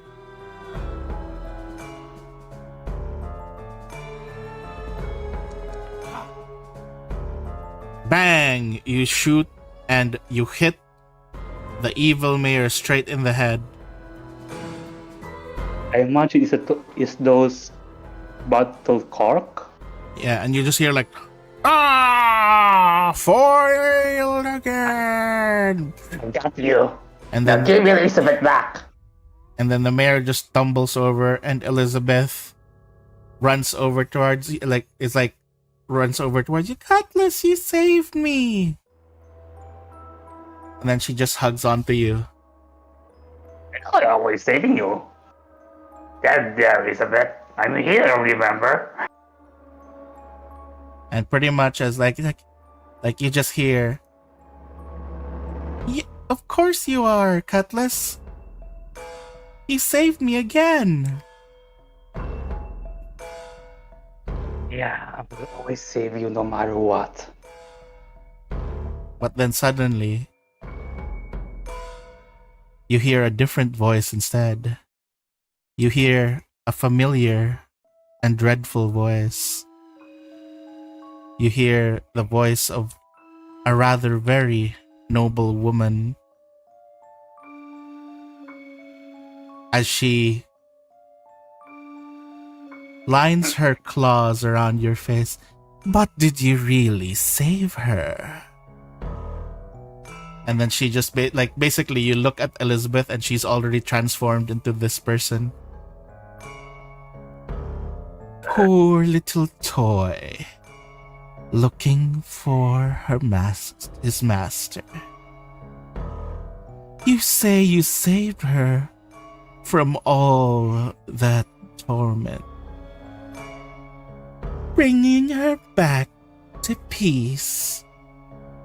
But you left one piece with me.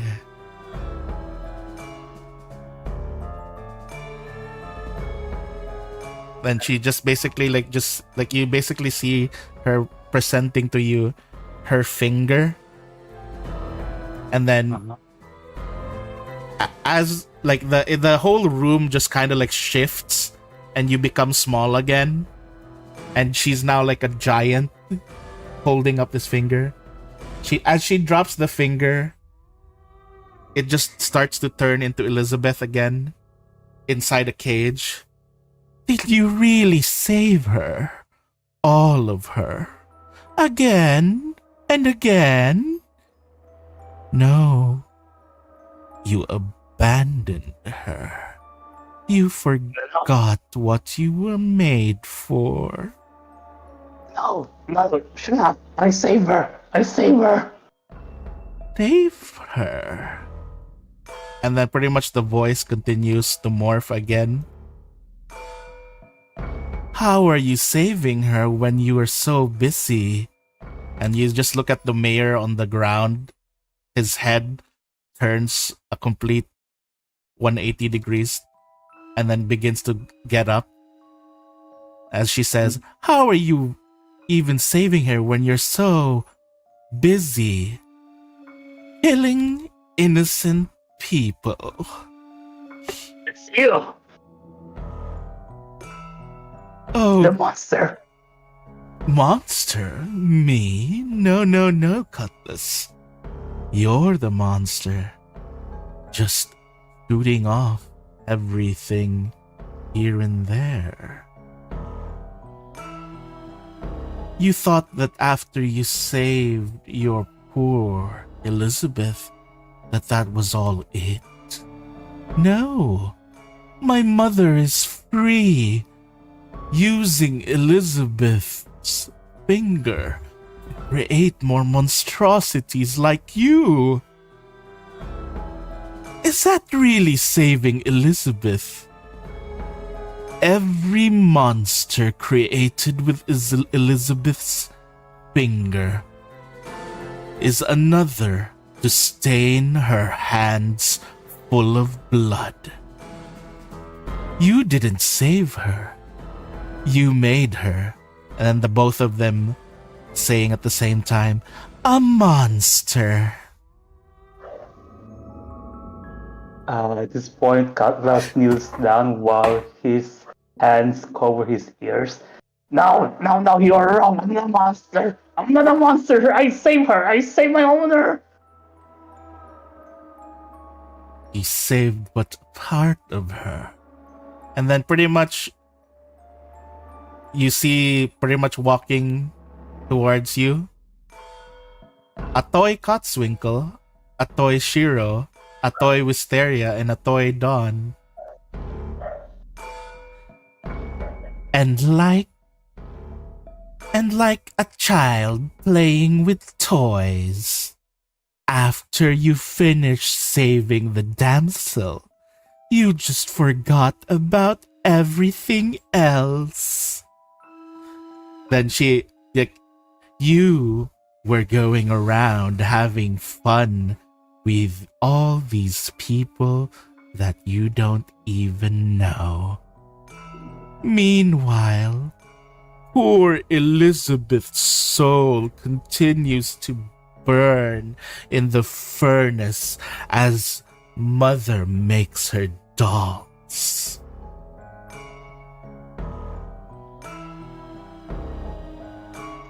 And That's not true. Hey. And then pretty much after that, Cutlass.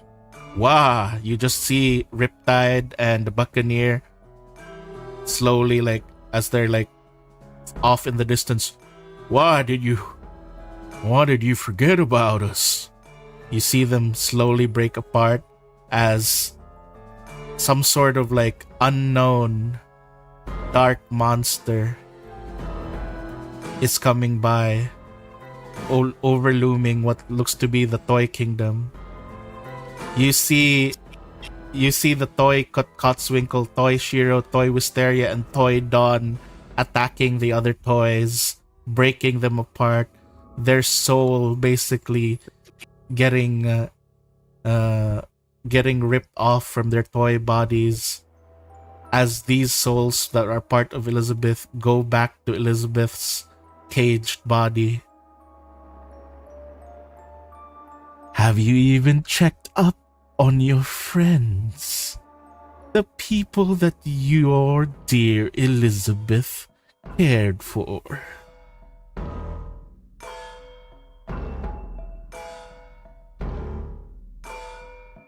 Cactus just breathes heavily.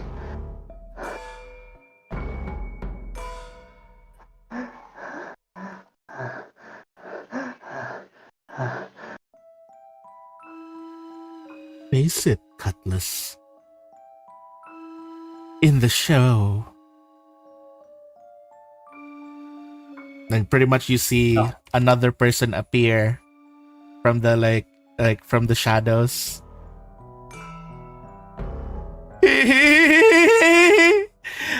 In the show, you were a villain, and so you also are still a villain, even then, even now. A villain till the end.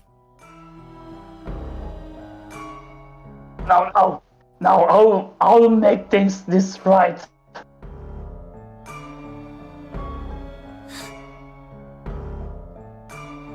Right? You're not even doing anything right.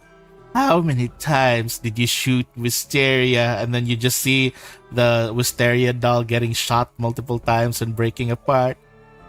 How many times?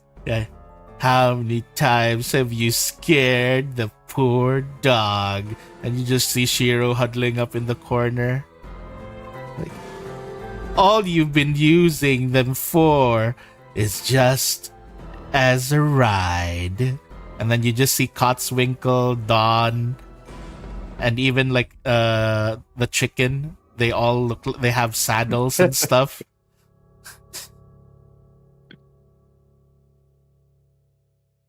Oh my, truly an evil toy.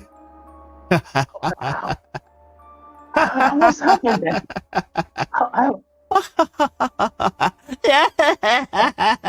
They're just surrounding you, and there's just so much laughter going on. No, shut up! I said shut up!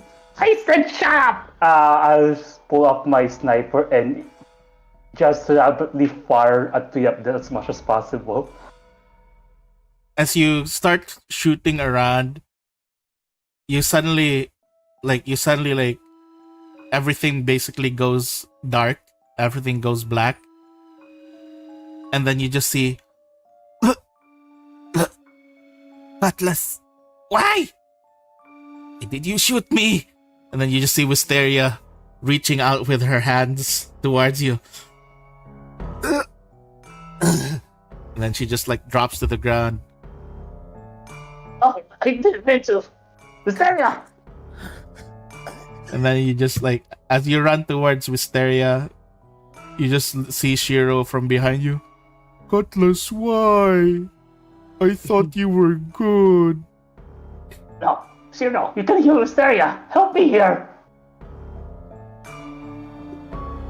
What do you mean? Zero. What do you mean? Wisteria's not a toy. She's not like you. She won't come back if she gets broken. And then you just see Cotswinkle come up as well. That's right, Cutlass, we're not toys. If we break, we're gone forever. We're not like you. Dawn also appears.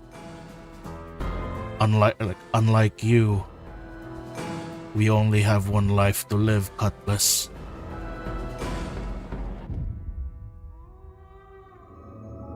And pretty much like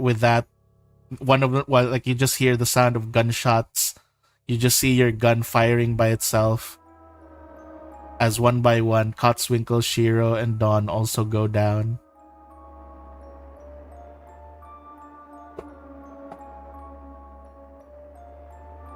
And then, pretty much, you just see yourself alone in this darkness by yourself once more. How does Cutlass feel?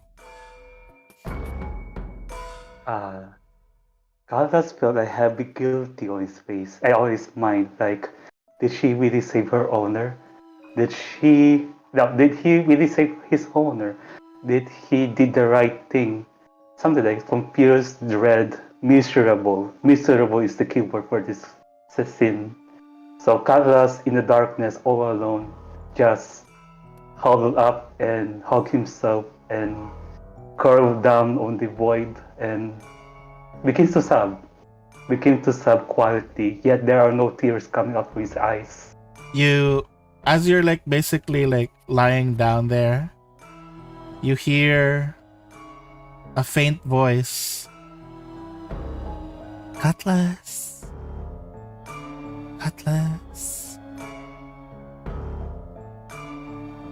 Cutlass raised his head up, wondering where the voice coming from.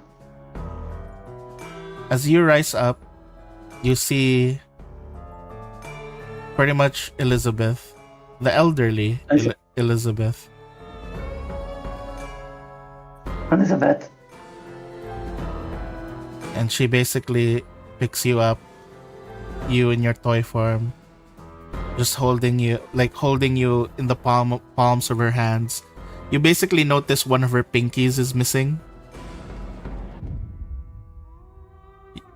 You see that her right pinky is missing, and then she's just holding you there, and then she's just like, Atlas, why do you look so confused?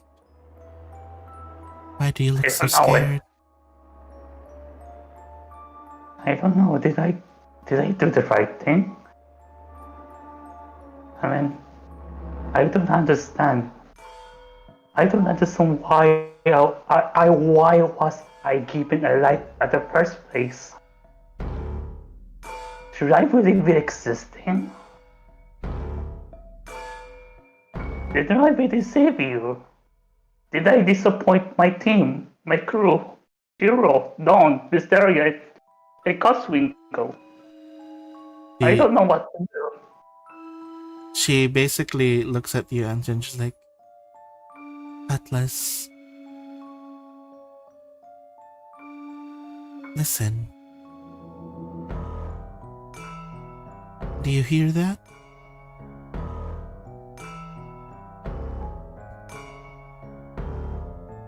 She's like asking you to listen, and she's like asking if you hear anything.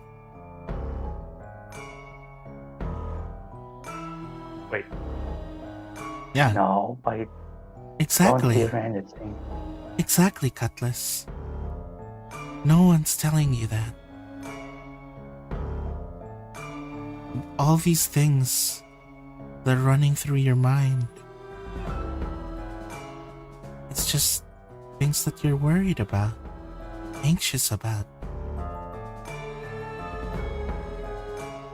This is normal. This is proof that you're alive.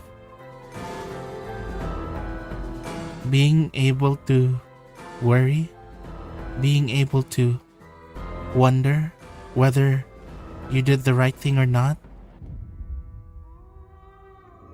that's a proof of life. You're not just a toy who was evil in the show, and so you'd be evil in real life too. You have your own mind, your own thoughts, your own feelings. Cutlass.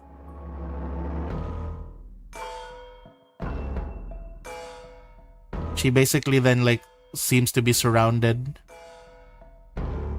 by a bunch of like different toys, and you also see Wisteria, Shiro, and Cotswinkle as like them being normal.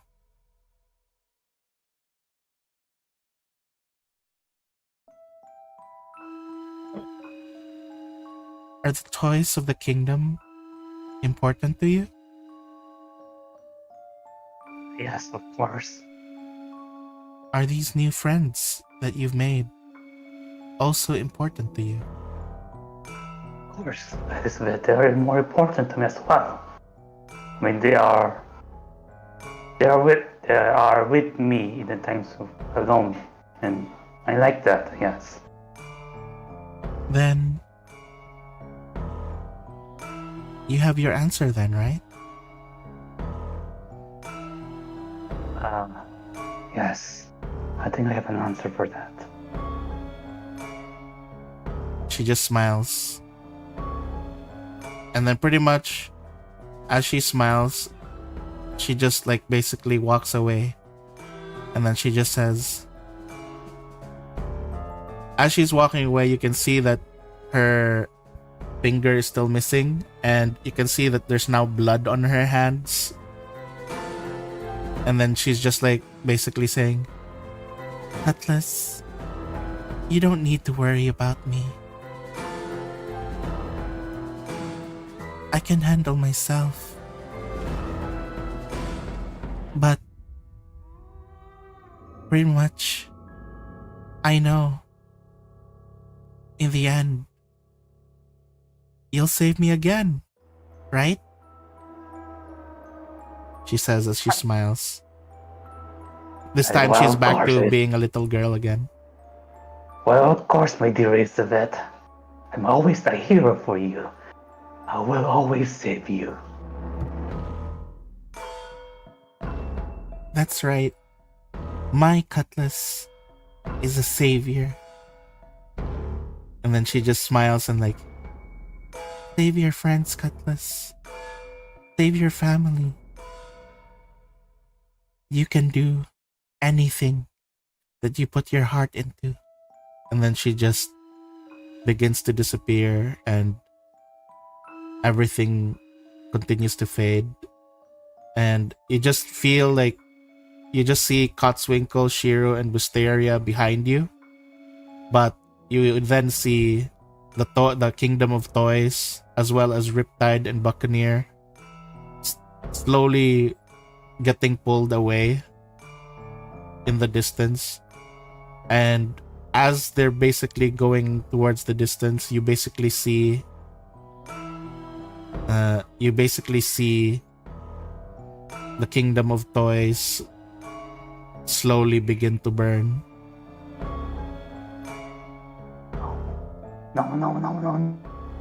No. As you start walking, like, are you going towards there? Trying to look there? Yeah. I'm trying to run as possible. As you run, you start running towards that. You then basically see then that you're now in the middle of what appears to be a crossroad. You see on one path, you see basically behind you, you see Wisteria, Shiro, and Dawn, and you see in front of you the Toy King, the Kingdom of Toys.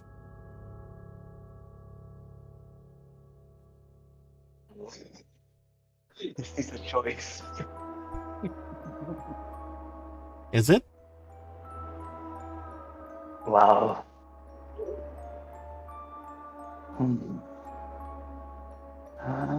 Wait. I'm sorry, but I need to do this. I need to protect Elizabeth's creation. Cutlass will choose over the Toy Kingdom. He headed charge towards the Toy Kingdom. Alright. Pretty much, you just like see, like, as you're running towards the Toy Kingdom, you just see Kotzwinkle kind of like smiling, Shiro also kind of like smiling, Wisteria also smiling, and Dawn. In particular, I want you to roll a perception check. Perception check. Yep. Okay, wait.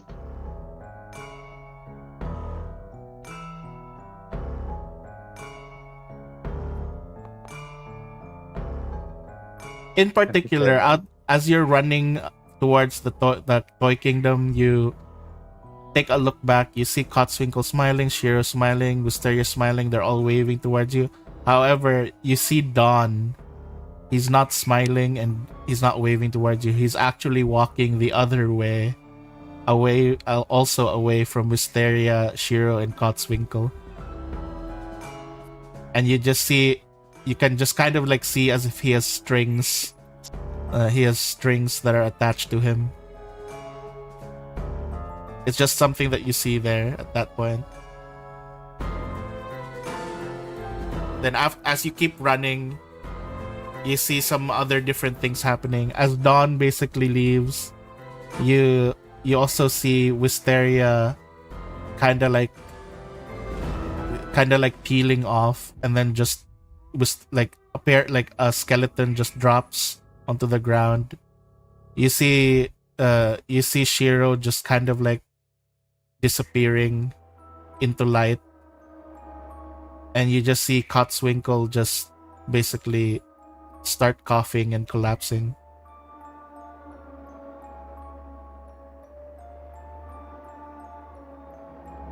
But yeah. I kept running towards the Toy Kingdom. Alright, and pretty much that is the end of the dream. You wake up and you basically are reaching out. You end up remembering about the Kingdom of Toys, about how you haven't checked up on them for a long time. Yeah, just the eyes. And you just Maybe wonder what happened to them, if they're okay. And pretty much as everyone wakes up and Dunsmith has called everyone to the table about the final mission that everyone has to do. Everyone has very varied looks in their eyes. Very what? Varied. Everyone looks tired as fuck. You see Cutlass is zoning out. Yes, he just stare at nothingness. You guys like as Dunsmith is basically explaining the whole mission to everyone. I feel like everyone is slightly spaced out as pretty much each of you individually realize that the only thing that's holding this group together is the fact that you guys are working together with Dunsmith. And pretty much after this, every single one of you has your own mission or purpose to do.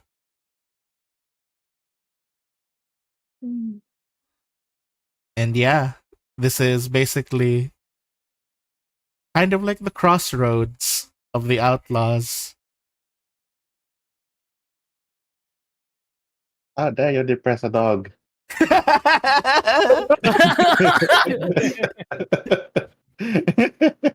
So It's as Dunsmith is speaking around, she's like, "Y'all look kind of pretty grim. Really sorry, Kotzwinkle, about what happened. I don't know. Probably some wild dogs came in here and took your friend's body. But y'all look very tired out. You folks all right?" So pretty much, this is basically a point where I'm going to ask everyone: are you guys going to tell the others about what you guys plan to do? So Don, are you gonna tell them? What are you planning to tell everyone here?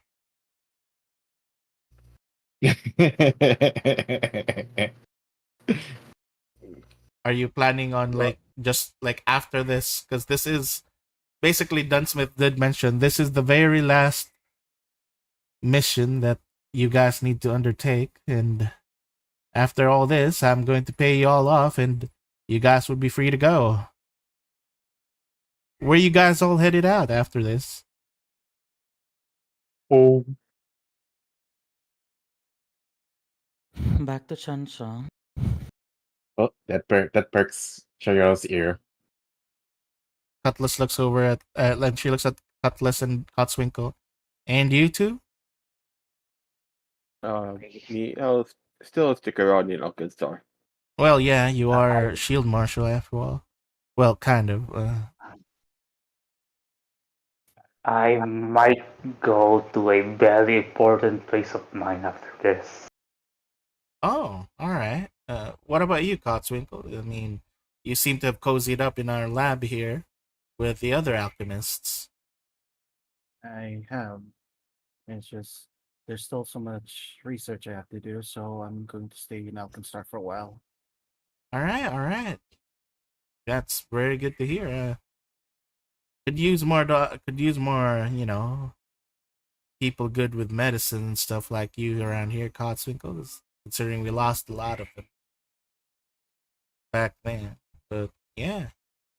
Anyhow, did you guys get all that? I explained the whole mission. What? Can you explain it again? Sorry. Oh, come on. I was explaining it really clear and stuff. And as she's like continuing to prattle on, she's about to like talk about the whole thing again. You guys suddenly hear the door to the meeting room open, and Dawn, you immediately have the urge to kneel and bow. Alright. Yes, I'll pretty much quickly just kneel and bow. And then pretty much Surprised to yeah. I'm surprised to see you're here. Like, my lady. Dunsmith also like don't sound at ease. Dunsmith, Dawn. Are we supposed to bow? I don't know. You don't need to. This is Okay. no time for formal settings and whatnot. That's right. Our enemy Sensodyne. Our enemy, the Sensodyne. The Sensodyne. Oh, you heard that? I was listening to ambience music, and I was like, apparently why do I hear a Sensodyne? The Sensodyne. I honestly thought it was an ad from my YouTube, like, huh? Sensodyne? I'm so sorry. I was listening to those You know, ambience I might music, get and that later. Sensodyne. The Sensodyne. Anyways, basically, I suppose I should introduce myself. I am the Grand Duchess Trietarisha. I am basically the ruler, well, current ruler of Alkenstar. oh,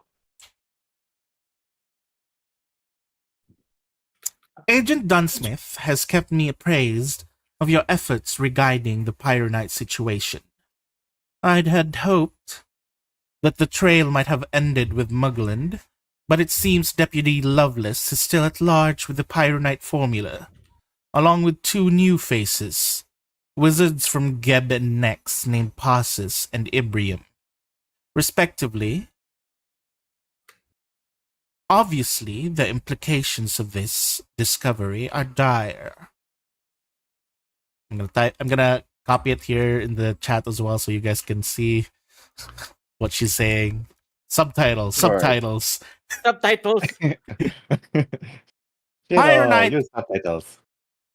Pyronite is too powerful a weapon for one nation to wield alone. If a single nation has the Pyronite, then they can be quite devastating towards other nations, and that's basically going to give them an edge in the war. If the formula can't be kept secret here in Alkenstar, I fear it must be spread to all nations equally. Basically, we're going to teach Pyronite to all the nations. Is that really a wise thing? It's to keep Wow. balance. The political situation between Nex and Geb is tenuous, to say nothing of nations more distant from Alkenstar. can I say something to this? I may not be a wall tactician or something like that, but I don't think giving the information how to make Pyronite to all nations is a great idea. You know the consequence, right? Well, that's the thing. That's the thing, though, Cutlass. If only a single power were to gain the access to Pyronite, then of course they will use it to as an advantage to other nations. But if everyone had Pyronite, then pretty much everyone would not be would probably withhold on using it to prevent an all-out war, because everyone is going to be on equal grounds. However, this is only in matters and in case if we are unable to stop the acquisition of the Pyronite recipe. There's a small chance to avoid this whole war. If you can find Lovelace, Passus, and Ibrium, you could prevent the formula from spreading further. This is my preferred solution, by far, and Alkenstar would be quite safer if no one, at least our own nation only, would have access to this powerful weapon.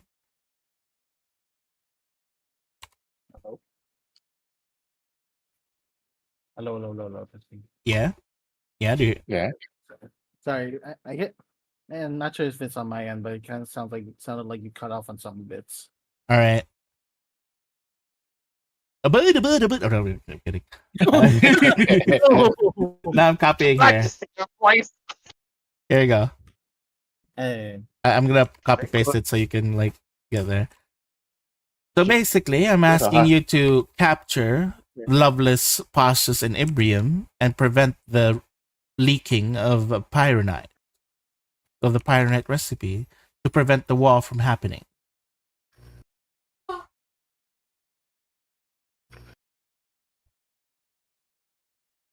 Sounds like a very strong, very hard task to do, but we'll try our best.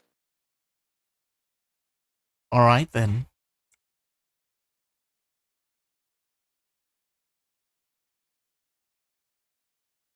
I'll try to see. I do have some information. At present, we know very little about Passus or Ibrium, so the trail ends with Lovelace, who's also nowhere to be found. While we don't know their plan, we do know that in order to use the pyronite formula, the trio will need large quantities of the necessary ingredients to craft the explosives. That means they need funding, material, transportation, all things that can be tracked. I'd say for a first step, I need all of you to infiltrate the Iron Master's Vault of Secrets, which is where Lovelace has her office. There should be some clues there.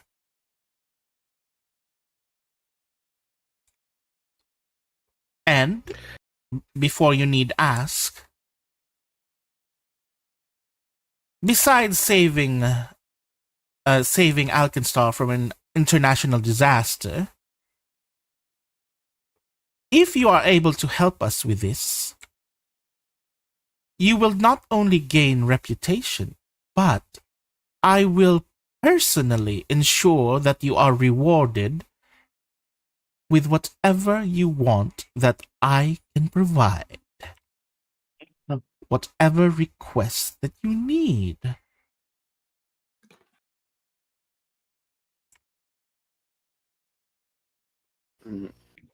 Hmm. I say something. I love how everyone's like, hmm. I mean, there's not much Wisteria can Well, have. only Wisteria's like, not because only the other four has material like thoughts. No. I wonder if it would be what Shiro would say. Okay, so just to keep into character for Shiro, he doesn't know that Japan is Japan. Yeah, He just knows Yeah. he's familiar with Chansha. yeah, Mhm. because they all dress up like that. So the only thing that he can think of is to gain passage or a trip to Chansha then. Is that normal? And she's like, a trip to Chansha, no problem. I can have some of my agents escort you on an airship to Chansha. Did you cut off? Oh, sorry. Yeah. Did I cut off? Yeah.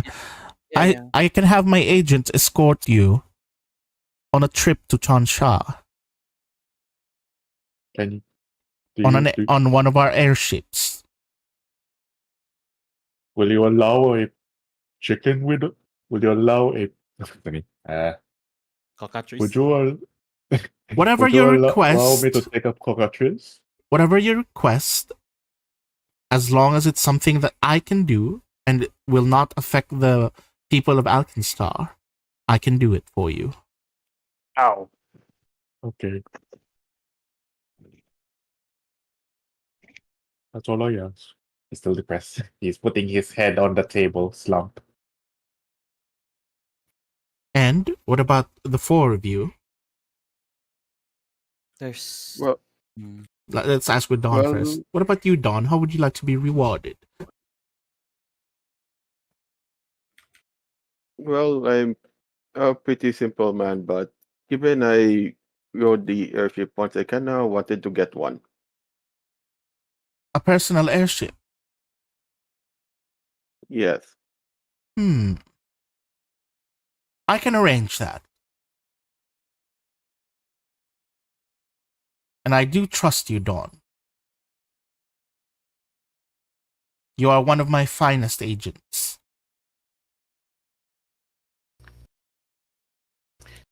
and I'm pleased to hear that you put your trust in me. And what if the wisteria? I am not particularly sure if we have anything that is of your interest, but do so, and I shall. I can even deal with what's his Oh, face? you even know about him? Of course, Dunsmith tells me everything. Even him? Yes. If you want me to dispatch him, sure.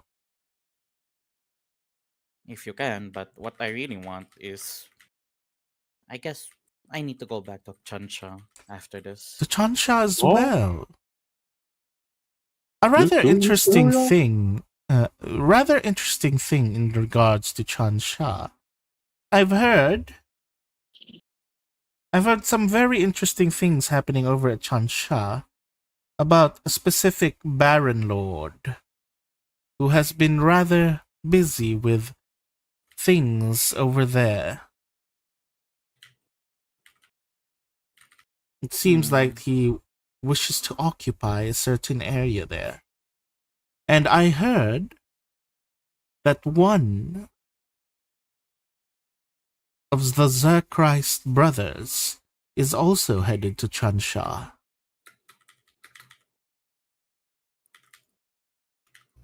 Interesting.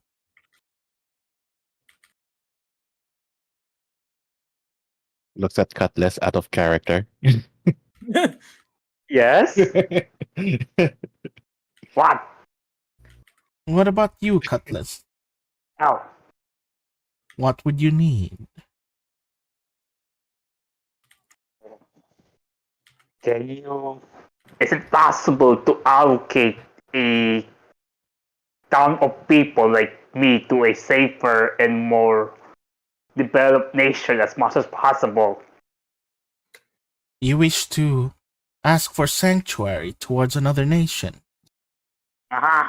Something like that. And maybe, yes, a sanctuary just to protect these people from the outsider harm.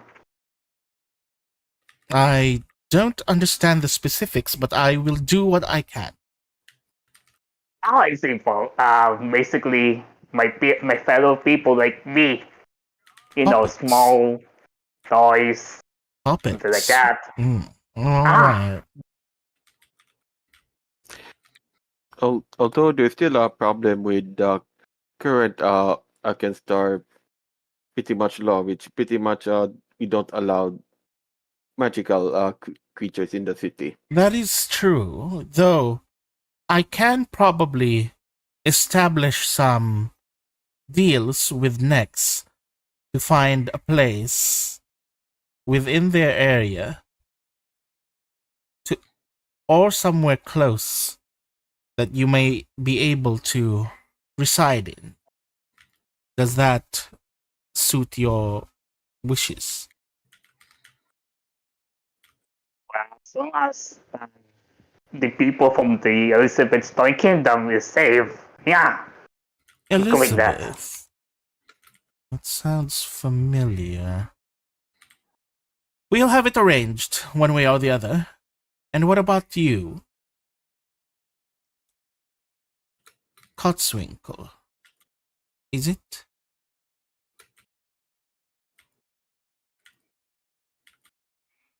Yes, that's my name. I don't know what you would want in particular, but there is one thing that my people can indeed provide you. Safety. It seems that there are a bunch of Absalomian assassins that seem to be on the hunt for you. My agents, including Dawn, can provide you safety. Hello. Hello.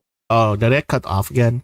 My Yeah, agents, kinda. okay, my agents, including Dawn, can provide you safety from these Absalomian assassins.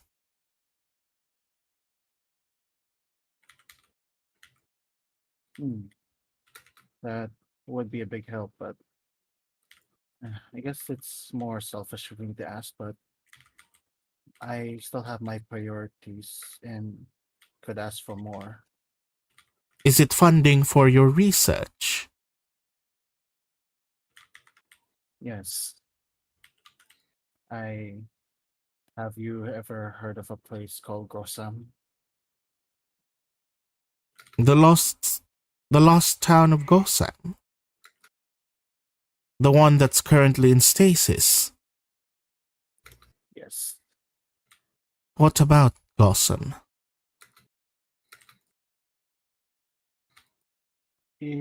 After this mission is done, I my reward from you would be assistance and collaboration into my work into saving Grosam and its people, and also develop a cure for a certain plague.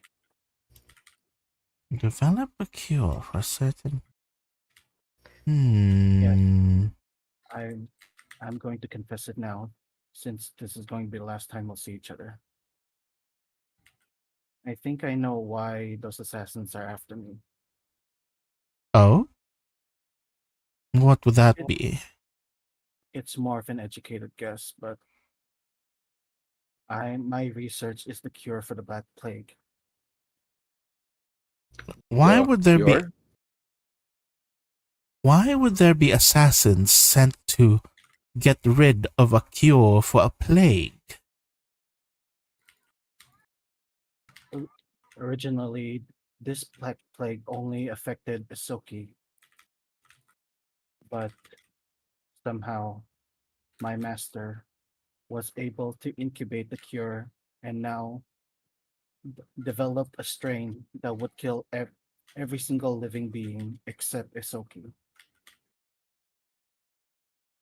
That's what I'm trying to find a cure for. That's why I'm being targeted and those associated with my master are being killed. Hmm, Oh, it's really cold. That's why interesting.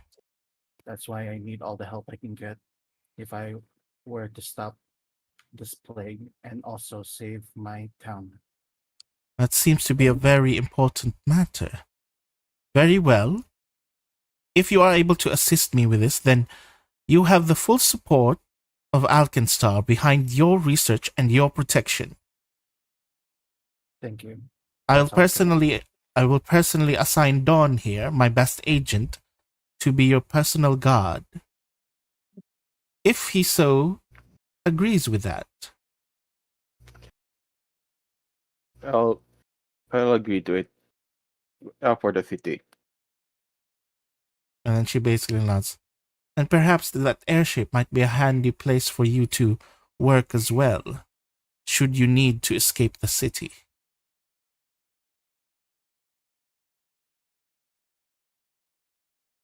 I think Yeah. we got off.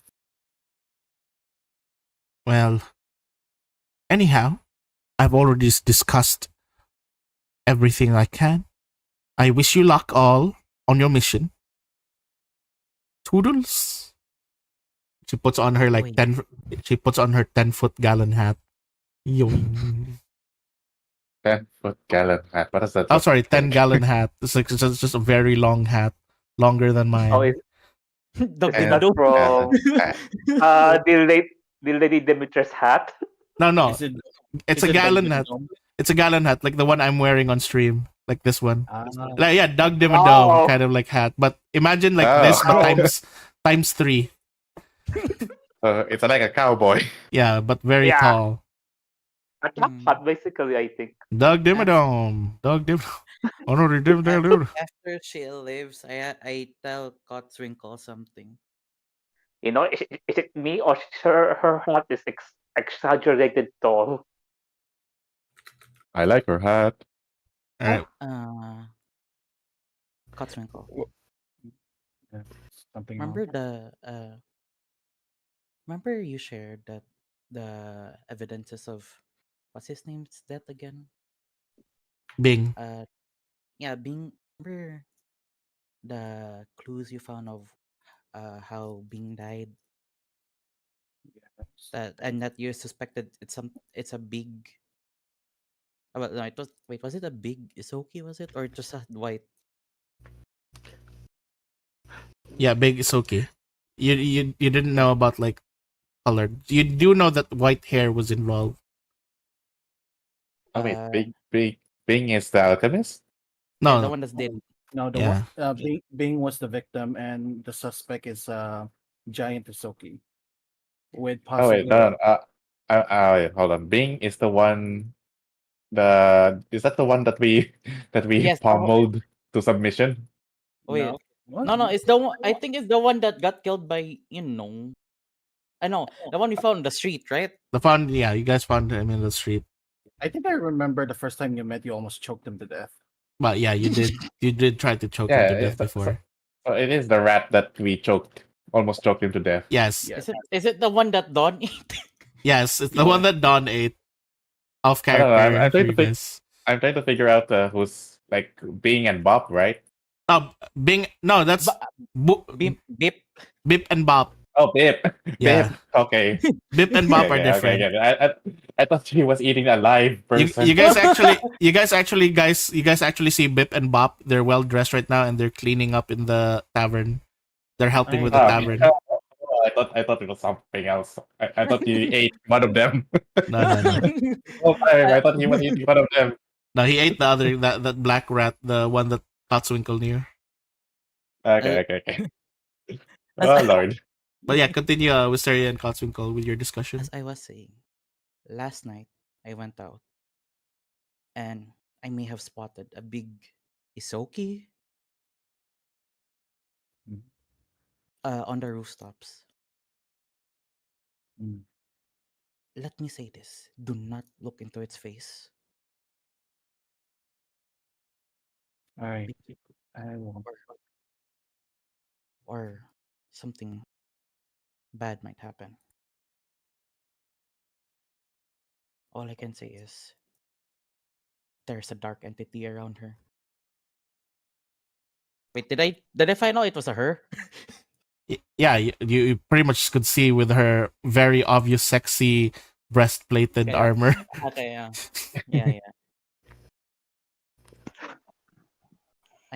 It might be the one that killed Bing, but just a warning. She is I'll be more creepy careful. in its own way. I'll be more careful. I don't plan on dying anytime soon. All I know is something dark is with her. Yeah. Pretty much. Yeah, this is the. I think Drop. we're gonna end the episode here, and yeah, this was basically the Crossroads episode. Crossroads. All right. What was the episode? Yeah, thank you guys. I hope you guys enjoyed the big lore drops. Hope you guys weren't too scared with my part of the story, though. No. I was somewhat expecting it.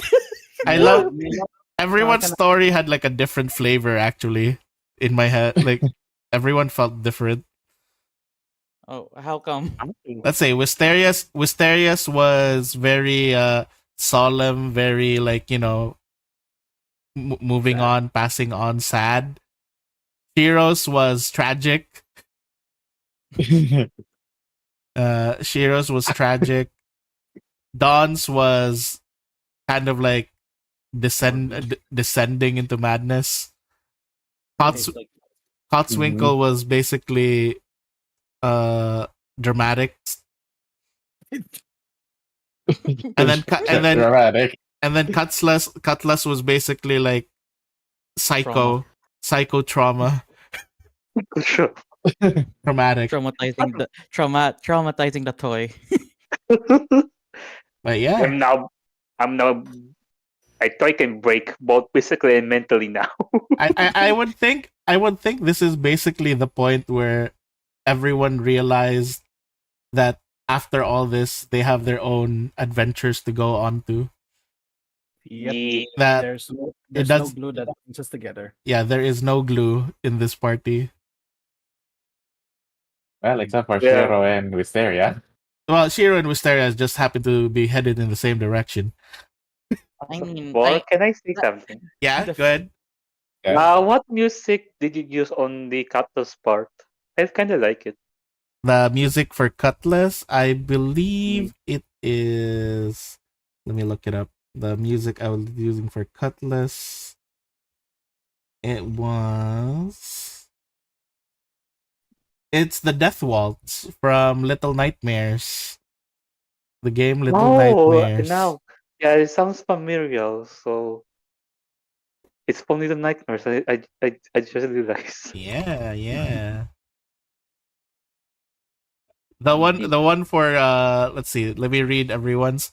So the one for uh Wisterias is called uh it's called Loss.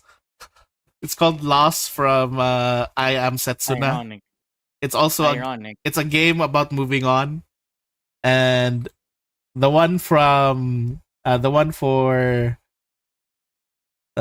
Shiro is called uh morphogenetic sorrow from Zero Escape. Oh, I like that song. Then 08? Zero Escape. Zero Escape. Then let's see. The one for Dawn was Descent into Madness from World of Warcraft.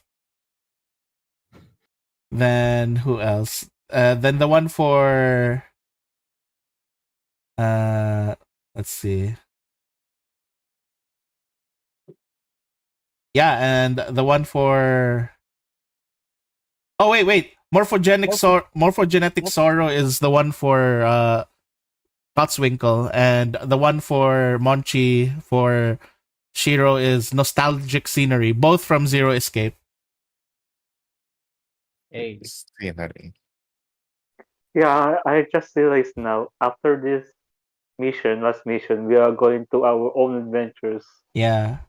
Pretty much like I realized it as well that unlike the other groups which I'm pretty sure even after the end of their mission they're still going to be basically very tight knit.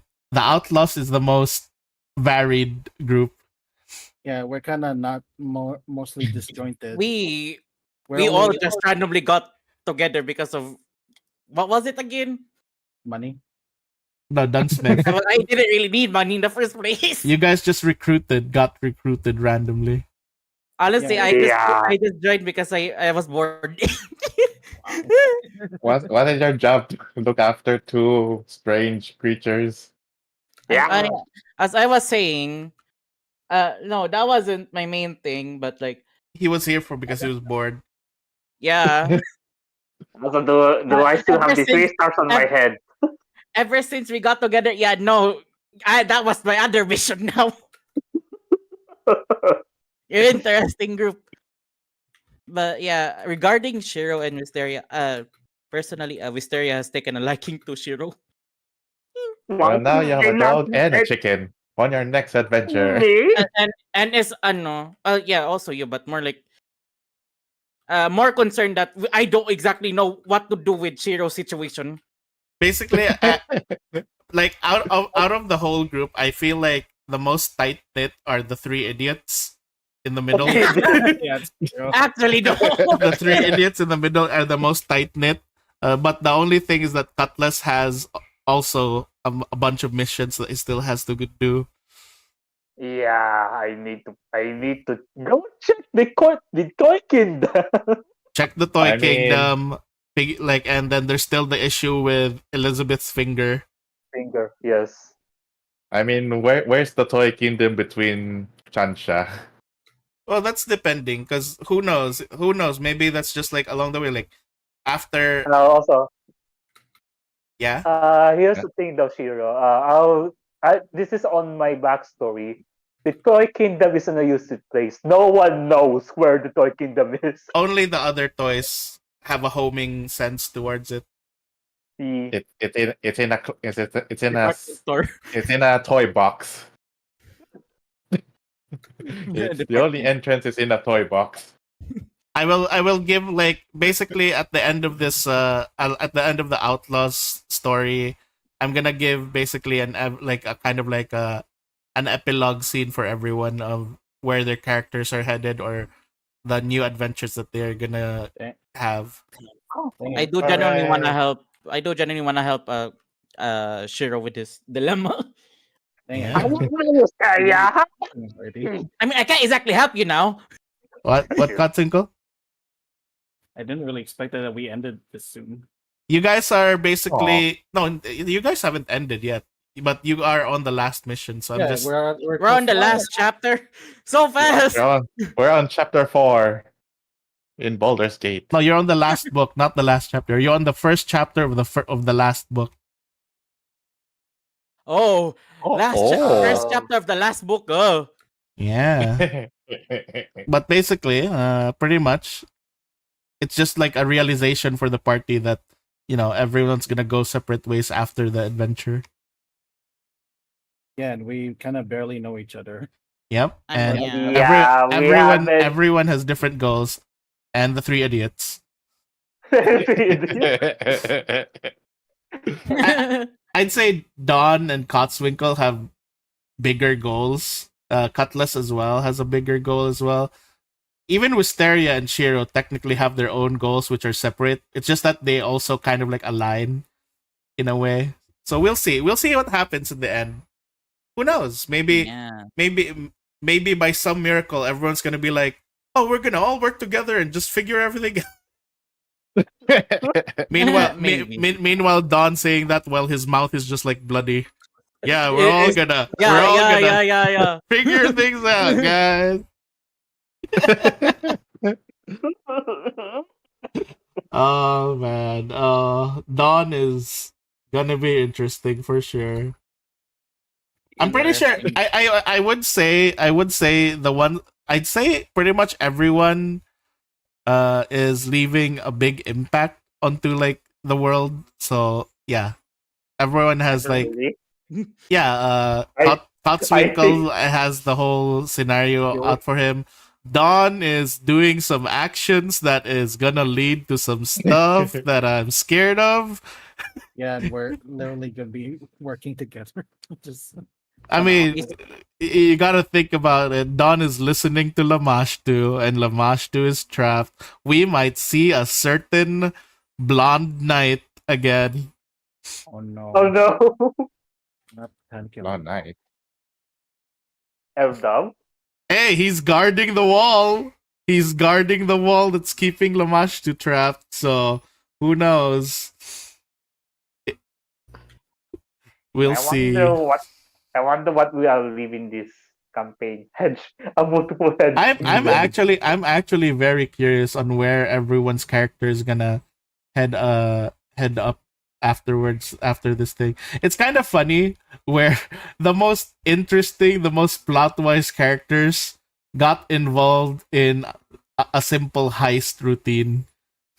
It's a simple heist campaign, but everyone's characters is very interesting, more complex than just a heist. Yeah. That is an interesting campaign. I may have forgotten. Do I still have the Elizabeth backbone, like a piece of backbone in my possession, right? I do remember. You mean the so-called the golden Lego brick? Yeah. It is there with you. You still have it. I still have it. You still have it Wait, because it's kind of like the heart of the toy kingdom. I must protect this. If this is thing destroyed, I don't know what will happen. Yeah, you don't know what happens when it's destroyed, but the other thing is that she has a finger. Yeah, she has also the finger. Yeah. Well, which finger was it? Was it the middle finger? I wonder if you have any theories on what the shadow figure looming over the toy kingdom is. I have a feeling there are some higher ups controlling the toy kingdom. That's my first assumption because since we are basically toys, we can be easily manipulated. Yeah. So I assume literally. Yes. And not to mention as well, you yourself posed this question, Cutlass. Why is Wisteria? Why are you the only one getting stars when there's an entire kingdom of toys that were given life? Are you sure, Cutlass? I'm pretty sure Wisteria has not seen your other friends or the toy kingdom. Do I? No, you What? have never seen or interacted with the other toys directly after being assigned to this place. Okay, this is concerning. I'm just Huh. gonna For you to find out. I'm just gonna I'm just gonna say that where is she? Who are you looking for? I'm just gonna say Like- that she's not just being quiet and watching. Oh, Ah, your boss. Who's just not watching? Star. Your boss. Star is not just being idle. She's not playing idle simulator, Cutlass. She works. So we'll see. But How yeah, do you think your stars are getting up so fast without me saying anything to her? Do anything? What's wrong with your lady? Why she targeted me specifically? I never Yeah, said anything. sure. I never said anything much to her, and your stars have been increasing left and right. I would like Shiro to ask Wisteria. Oh, Wisteria, you're going home? I guess. I mean, Is I it heard nice you're over there? very nice. The reason why you need to go to Chancha? Hmm. I think I'm homesick.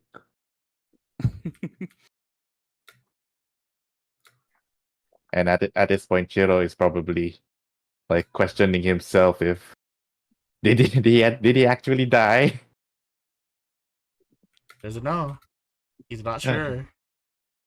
Did he actually The die? What Vastarian did- at least know I that just he's not from the realm. I just real no, like yeah, Wisteria, you particularly know that Shiro is not from this dimension. You have So you knowledge of need that. But you didn't tell Shiro. You did not tell Shiro. I mean, you never asked. Well, he doesn't know. That's the thing. I don't know if you know. So either way, that's that. Man, Okay. I'm it's questioning, like do you know that you know? it slightly breaks my heart that the three idiots are gonna go separate. Are no longer gonna be together soon. It's no longer gonna be the three idiots. It's just gonna be the two nincompoops. Oh.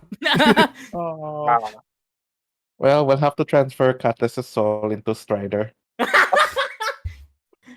Also, if your friend, your tiny friend here is also.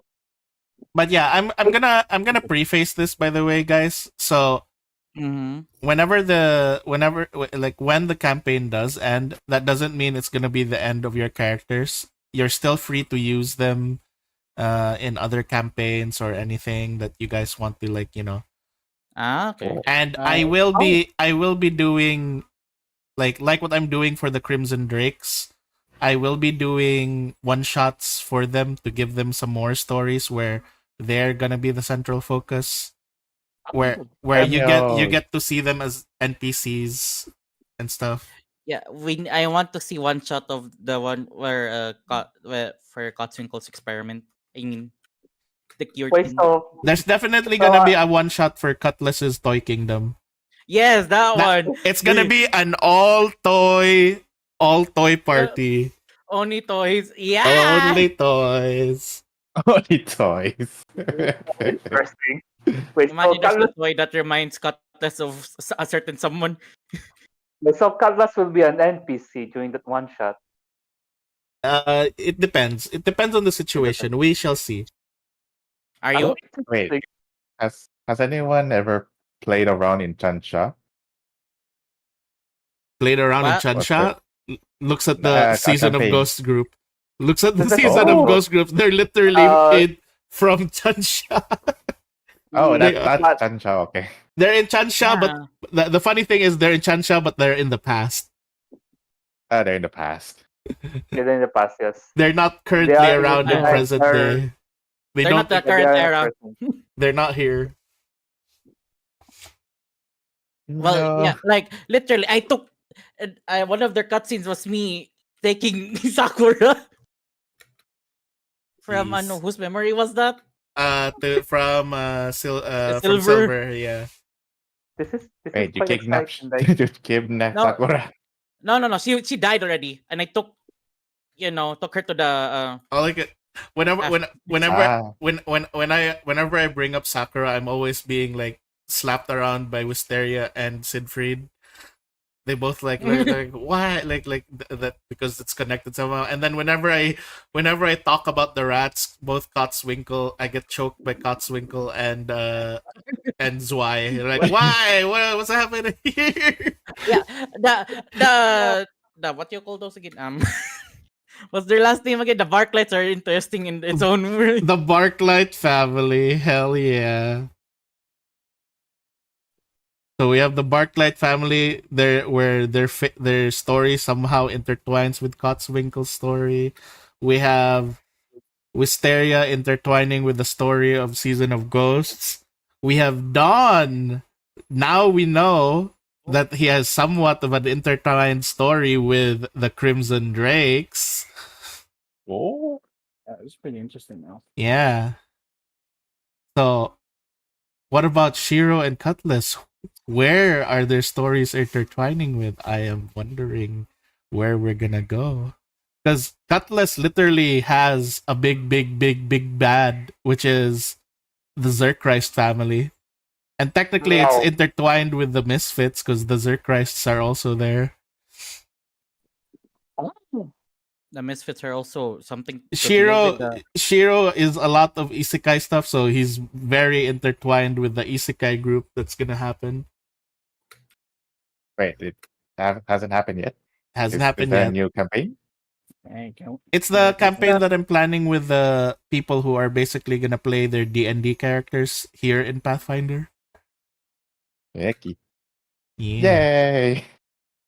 Not just D&D characters. I'm actually inviting anyone with their characters from other campaigns that they want to try Pathfinder with. So, yeah. It'll be a good introduction for them. Yeah. It's very interesting, but yeah, I plan to do a lot more, and especially if I've settled down on my work, I'm planning to do 5 campaigns. 5 Yeah, you- campaigns. Dang. I don't know. I'm thinking about it. Like someone's telling me in one of those. someone's telling me no more, no, you'll die. No, I Let want me more in one of those. campaigns, more. Yeah, more interesting people. All right. Anyhow, thank you guys so much. I hope you guys loved the stories for your characters. I love it very much. Yeah, I love it. I love that you depressed a dog. I'm very sorry for traumatizing the dog and the dummy. That's the dummy. No. But I hope you guys enjoyed a bit of expansion to your Yeah. stories. I love This it. is- I love it. Yeah. This is very interesting. Yeah. No worries, I enjoyed it. It makes you wonder, Shiro, Very- whatever happened to Nazuna, right? Yes, that's what he's trying to find out. Yeah. I need Shiro for another thing though. Oh, oh yeah, the you did dragon. ask, Person. I need him for a prayer. Since he can actually annoy Star. I might actually get to her. I just realized He something did it. funny. Mazuluda almost sounds like Nazuna. Masud. Oh, Oh my god! oh. Whoa! That's Oh. entertaining! Oh! Let's go joining. Maybe that's why you got interested in Mazuluda, because you were like Nazuna. Are you? Hmm. It Are sounds you my familiar. little- Why It why sounds is your name familiar? Yeah, Mazuluda sounds familiar.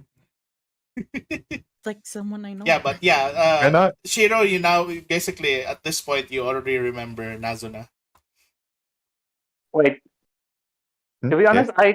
I have a theory. I think Shiro has a same scenario with both the Star's actor dog. Do you know the movie Both? Yeah, Bolt, Ball. yeah. Yeah. Like the one who like a got dog with the white dog. What? So you think? Yes. the lightning bolt. So you think that the Chiro is actually a movie star? No, no, no. Oh. The dog is actually really thought he is a superhero. He's a super power. Okay. Ah, yeah, yeah, yeah. So I Yeah. think Oh. So you think Shiro thinks that he died? no, no, no, no. I think Shiro thinks that he has a owner called Kazuma Kiryu, something like that. Then Yeah, yeah. That's what he did think Yeah. in the beginning. Yeah. That's what he thought in the okay. beginning that he I, was like Kazuma uh, Kiryu. that's why I like the backstory since it's like it really fits for what Yeah, happened. the What's reason why happening from yeah since. the reason why he's been using Kazuma Kiryu as a disguise, why he's been trying to act like Kazuma Kiryu a lot, because he and Nazuna idolized Kazuma Kiryu, and he was always in front playing in front of the screen when Nazuna was playing Yakuza, so that's how Shiro got into the whole Yakuza stuff. Yeah, there we go. And Actual they only definition that makes sense. and now Wisteria will have to suffer with All right, hang on, Shiro hang on. singing. Let me point over. Let me point over to Sega real quick. Hear that, Sega? That's how I did it. Now you can't sue me.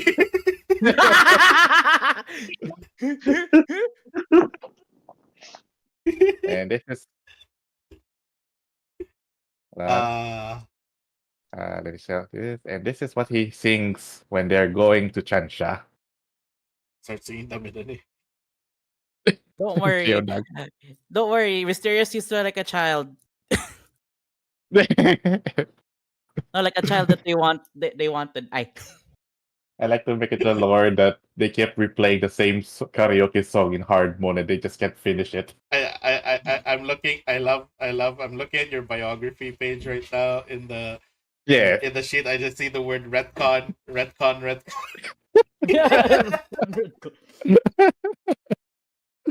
Wait, I wasn't oh, sure what's going on with this. So much retcon. are you Yeah. are you serious about there will be a all puppet party in the future? That's definitely an upcoming campaign. Okay. If Cutlass survives, No. If he survives. well, actually no. Even if Cutlass doesn't survive, doesn't survive, there's still gonna be an all puppet one shot or campaign, depending. Oh, can I To expect decide. A2? To decide. That means the fate of Cutlass. the You can Toy also Kingdom. play Riptide and you can also play Riptide Actually, no. Can you hear? yeah, Ah, Buccaneer. You can play them if too. are they if they if but they are I need to practice a deeper, legit Australian voice. Do you know what would be funny? Do you know what would be funny if Cutlass was playable in that one shot, and then Wisteria and Shiro will play Buccaneer.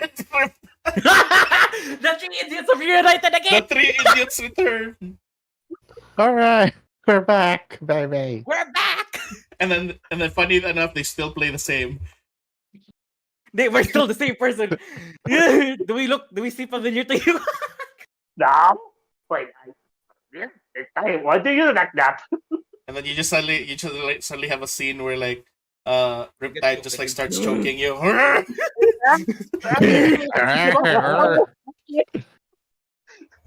But yeah, And yeah.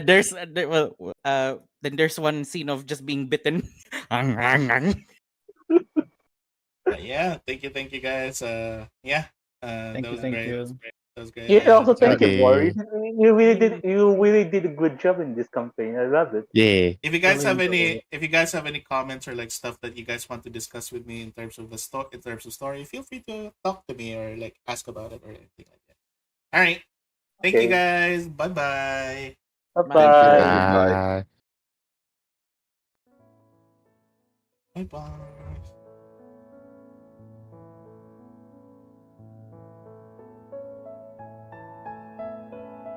Yes.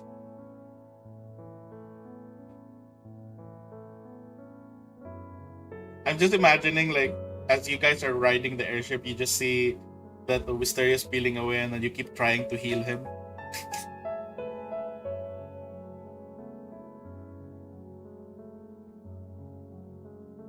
I'm not feeling good. Shiro turns to dust.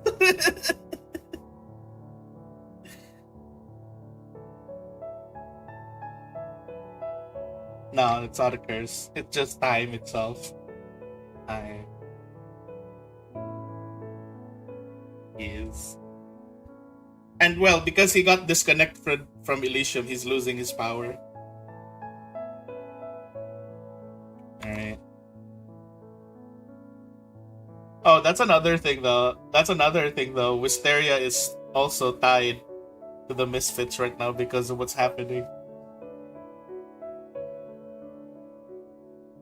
Yeah, you've been seen. You are, well, like I said before, in the power scaling situation, Wisteria is basically directly below Baba right now in terms of power scaling. But there's a very scary person that's slowly growing in terms of power scaling, and it's Dawn, and I'm scared of him. Alright. Thank you guys. Bye bye.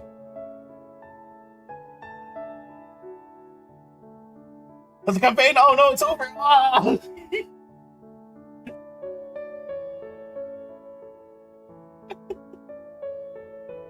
Alright, bye guys.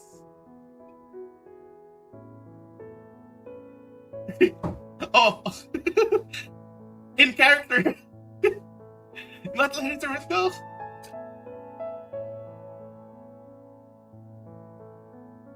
Alright, bye bye.